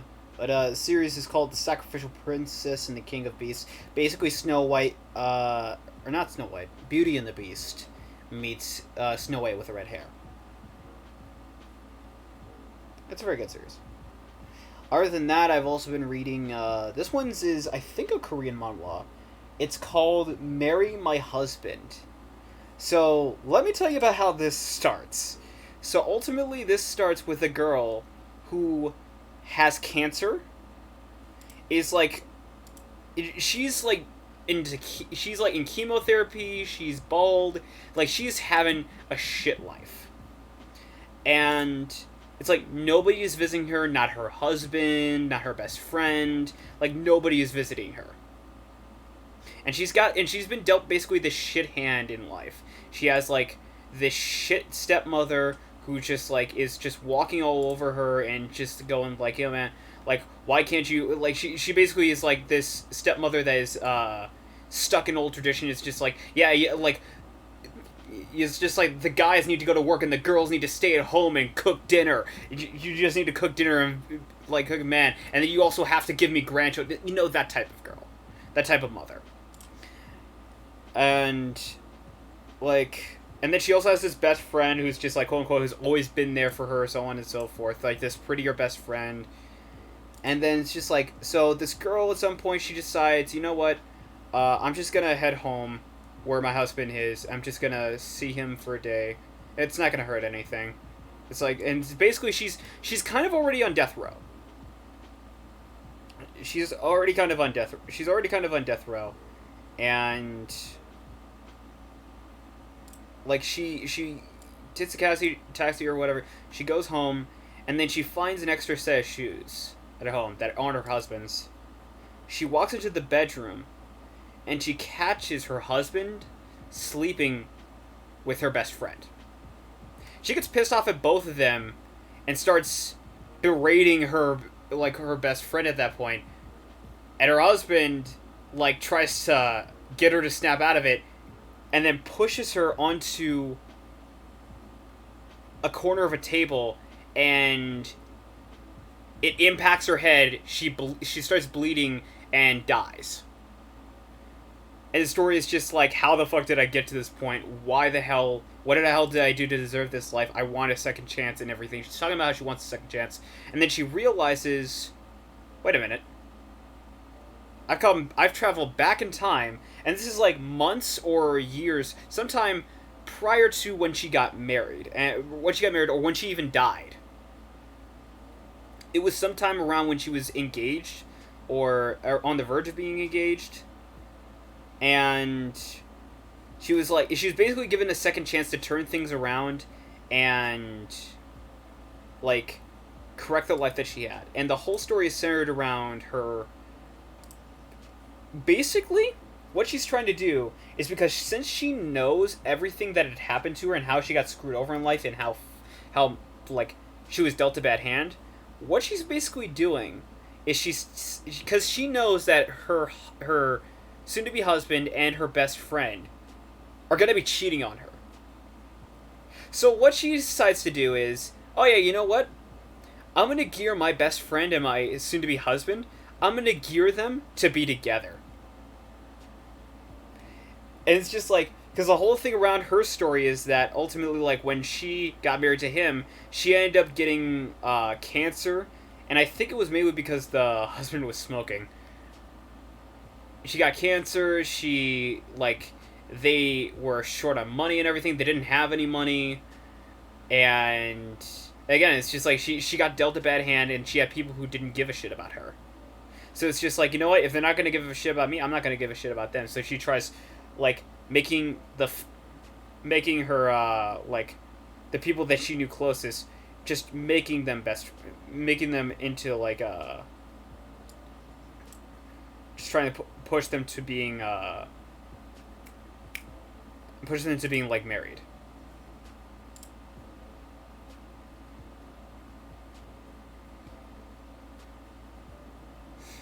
Yeah, so it's like, and then in the meantime also, it's just like during that series, it's like there's this one dude who seems to like he's taking an interest in her, and he's like sort of keeping an eye on her. It's like when she's in trouble or anything, he seems to be there helping her out and everything. And turns out that dude actually has a crush on her, and it's just like he tries to like he sees what's happening and he sees the type of person her soon-to-be husband is supposed to be, and it's just like he's ultimately trying to inadvertently gear her away from that dude, but at the same time he also doesn't want to come off as creepy and everything. It's ultimately it's one of those like it's one of those satisfactory. It's one of those stories. It's like it's satisfacting. It's satisfacting. Satisfacting. Satisfying. I'm fucking tired. It's satisfying to read when you know like how it starts, because it's just like it starts off with just like the girl getting dealt this bad hand, getting cheated, getting cancer, and just dying out of nowhere. And now she's getting a chance to like redo everything and just change everything to just basically get ahead of the game. So it's just like it's satisfying to read, honestly.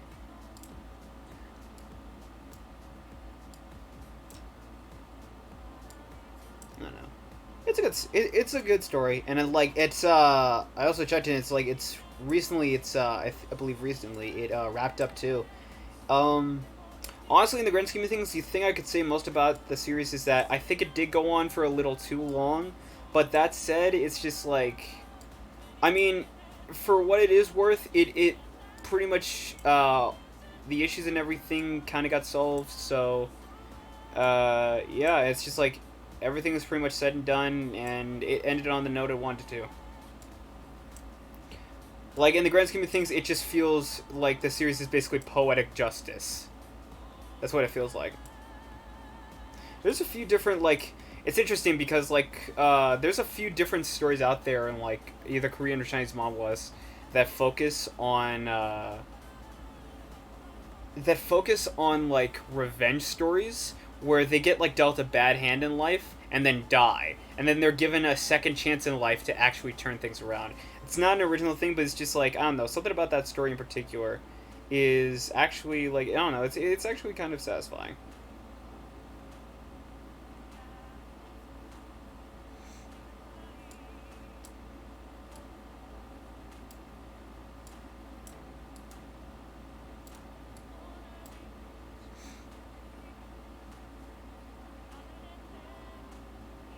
Other than that,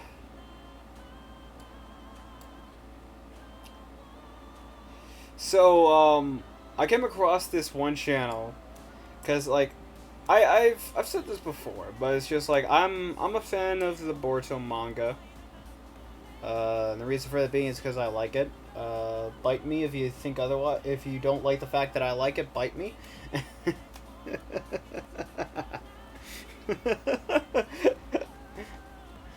But, it's like, I came across this one channel recently where it's just like, I recommended, where it's just like, it talks about this antagonist in the Boruto manga is the worst character of the Shonen Decade, and I'm just like, Dude, it is 2023. Slow your roll. Decade ain't even halfway over yet. Just calm the fuck down. We got plenty of time. But like I watched the video, right? I watched the video and they were talking about how like, okay, so there's a character later on. To those who haven't read Boruto, spoiler alert, but I'm not gonna go into full spoilers, but it's just like there's a character later on Boruto that's completely and utterly broken. Like she can't be attacked. She can't be like you can't really get anything past her. She can see everything. She knows what's going on in the world and everything, and she can't be and like basically she can't be dealt with in a fight. And so the series goes down this whole route of like actually trying to negotiate because they got something she wants. So they basically just go down the route of like negotiating like her cooperation in order to give her what she wants, which is that's actually in terms of a series that was going off about trying to create peace and not trying to have conflict and everything, that's a good step in the right direction.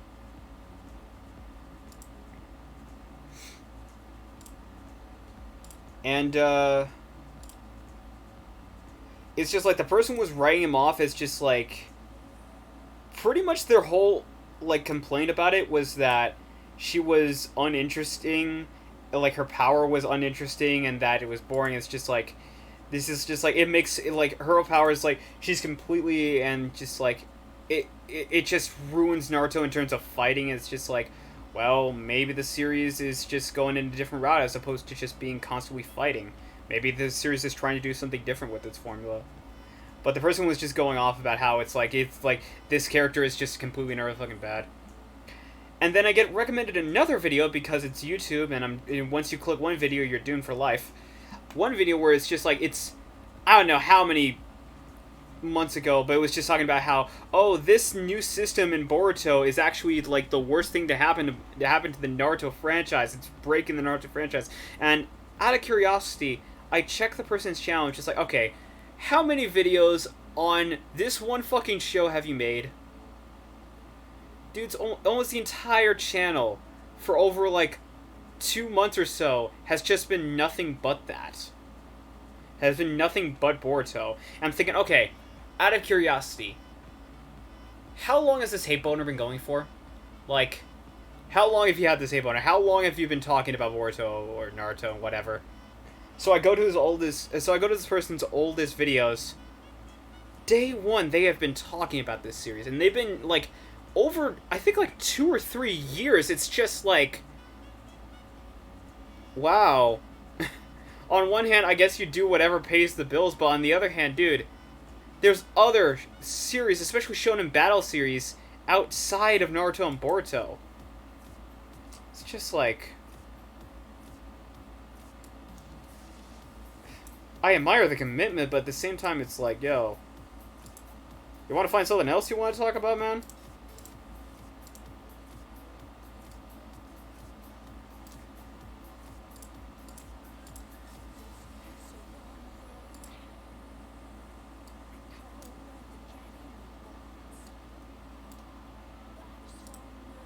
Yeah.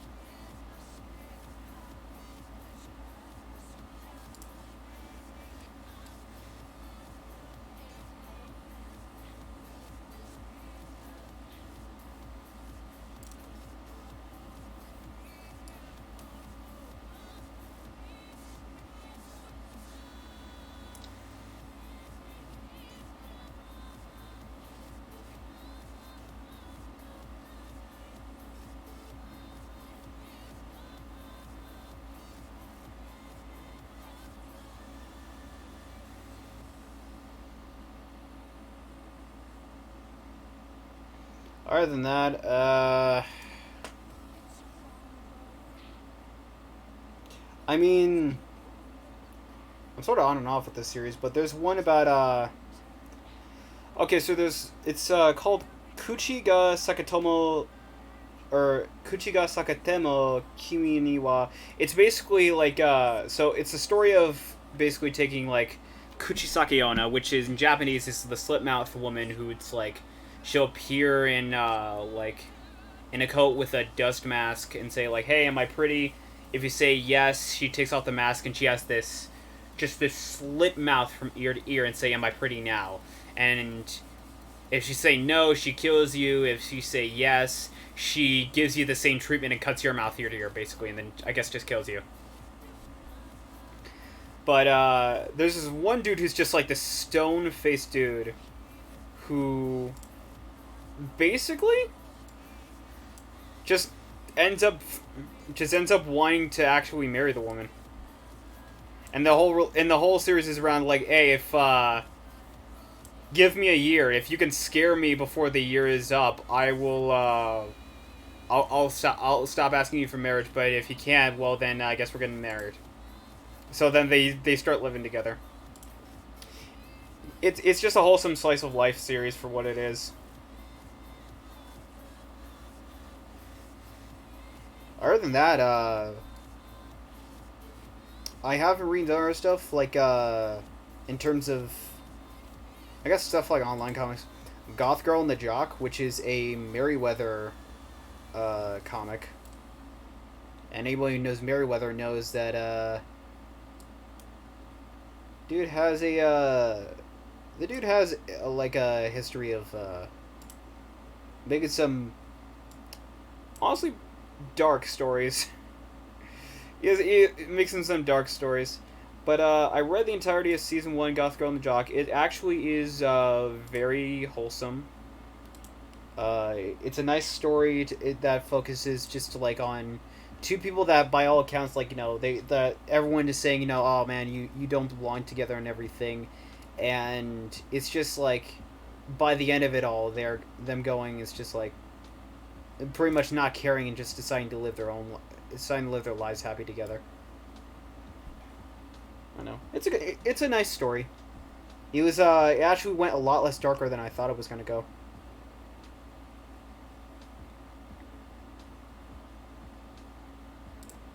Other than that, I mean, in terms of anime, I have watched this anime that I absolutely loved. It's called Too Cute Crisis. It's basically it's this anime where these aliens like are going from planet to planet, going like, okay, what can we salvage from this planet? Oh, nothing? Alright, then we blow it up.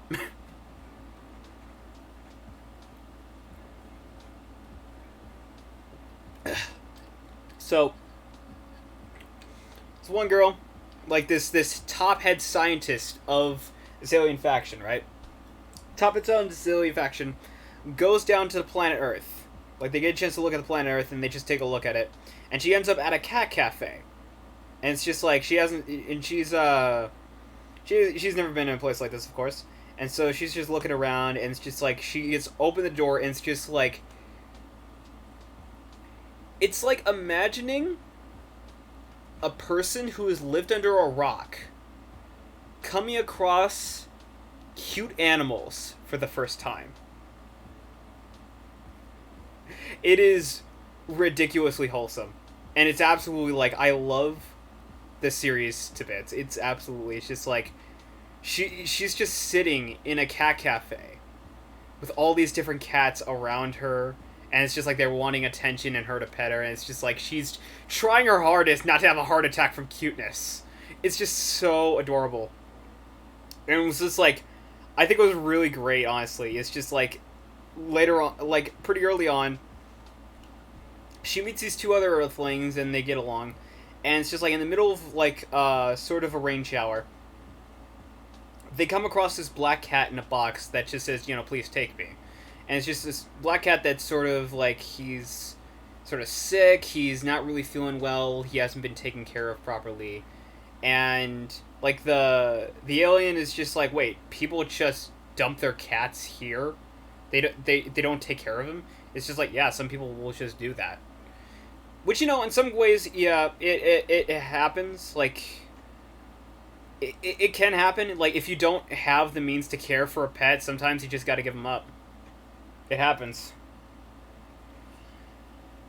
It's just like, so, like, the scientist decides, like, freeze space time around the area, and, like, all the rain that's pouring down just stops midair. And then she analyzes the cat and just its health, and then looks into its mind about its last memories, and it's just these owners who are completely and utterly, like, just, they don't care about the cat whatsoever.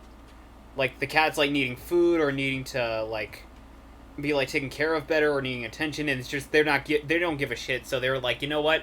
Yeah, let's just fucking dump him somewhere. Like, I don't know, black cats are ugly anyway. They're bad luck too. It's just like, just some of the worst people you can think of to have pets.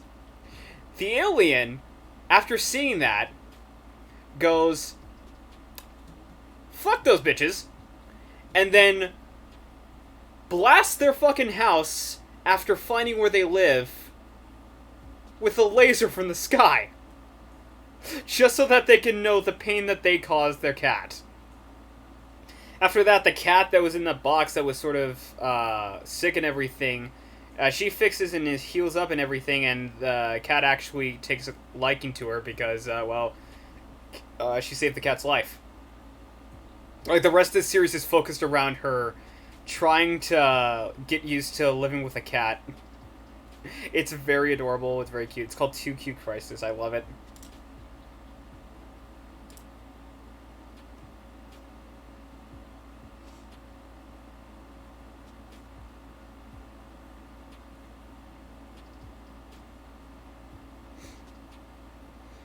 Like, it's not just, like, with that series, it's not just cats, but there's also, like, they take their opportunity to, like, really go for, like, a lot of different animals. And you can, like, if you actually tell at, like, just, not just, like, the audio, because I feel like they actually got actual cats to voice the character, voice the, like, the kittens and everything.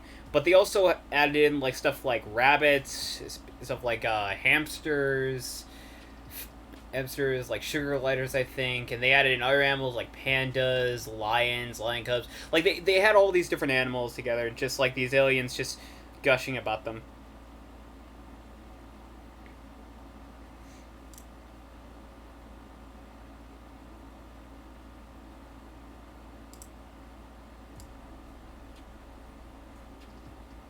No, it is very cute.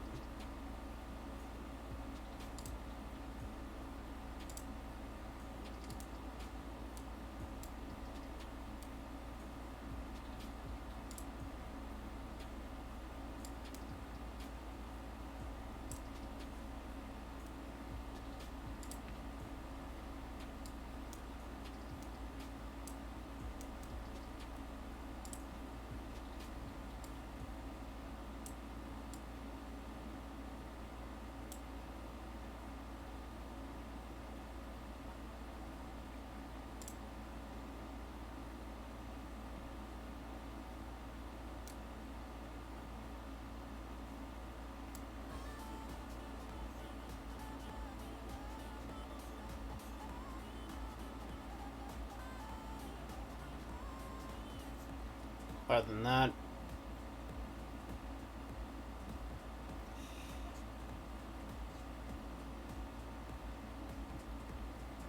I mean, took a look at a few different series, but, I guess one series I recently got finished with, honestly, is, Solo Leveling. Basically, is just, a guy who's a nobody, eventually gets, like, power-ups to become the strongest in the world and everything. Gotta get going, catch the next stream. Alright, see ya, Star. But yeah, Solo Leveling is about this dude who is, like, goes through a very traumatic event, and then, pretty much just, like, soon after the traumatic event, like, he's just, like, he's gotta keep getting stronger and stronger. And, like, doesn't really do anything new with the formula of, like,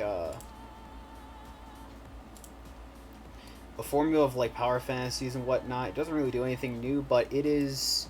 I would say the one thing I do like about it is sort of like the direction it takes with the characters, because like the character in Solo Leveling is like there's legitimate reason behind why he decides to just why he decides to just get stronger and everything. And it's like it's a lot of it is focused on like the fact that he's just haunted by the memories of what happened in the past.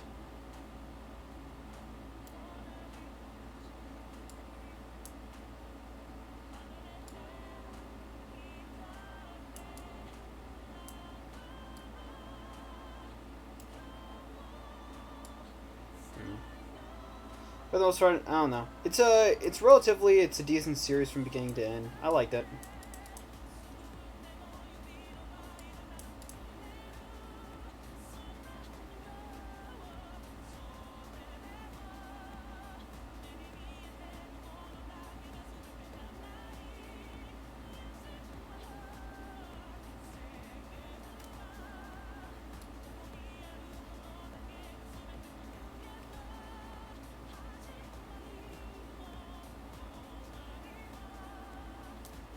Recently I heard like Lackadaisy, the series. Like I already took a look at that and reacted to the pilot. I heard that was getting actually a full season 1. Honestly, kudos. Like I'm really interested to see where that goes. I'd be actually down to watch it live.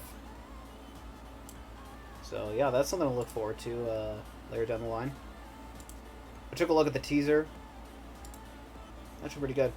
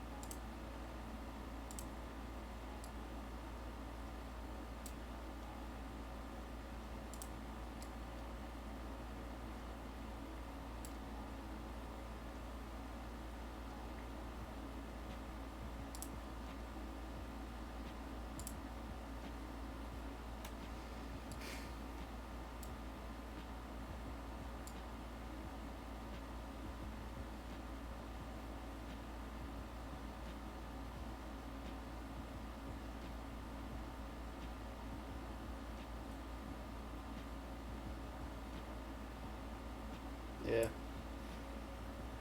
Honestly, what time is it? Ooh. Yeah, honestly, I think I'm gonna get out of here.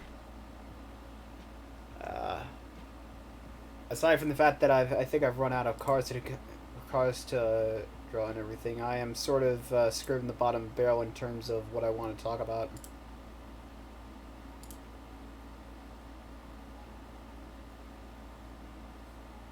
Yeah. Alright. But yeah, thank you all so much for joining me, whether or not you joined me along the way, or whether or not you joined me now. Sorry, I'm gonna get going. But thank you all so much for joining me. Yeah, I got Instagram, I got ArtStation, my portfolio. I also have YouTube. Feel free to follow me on that. In terms of like, because I used to do a lot of other games. In terms of other games, I don't know if I will. I'm kind of in an up and down position right now. Don't really know if I have the capability to actually go out and do that right now. I don't. It might sort of be a dead period. I don't know yet. I gotta see what's going on in my personal life before I go ahead and just full on do that. But yeah. Other than that, I mean, yeah, I might do some other games if I get the chance, I guess. But I don't know. Don't necessarily hold me to that too much. But yeah. Anyway, I mean, yeah, I'm just gonna get out of here. Thank you all so much for joining me. Take care.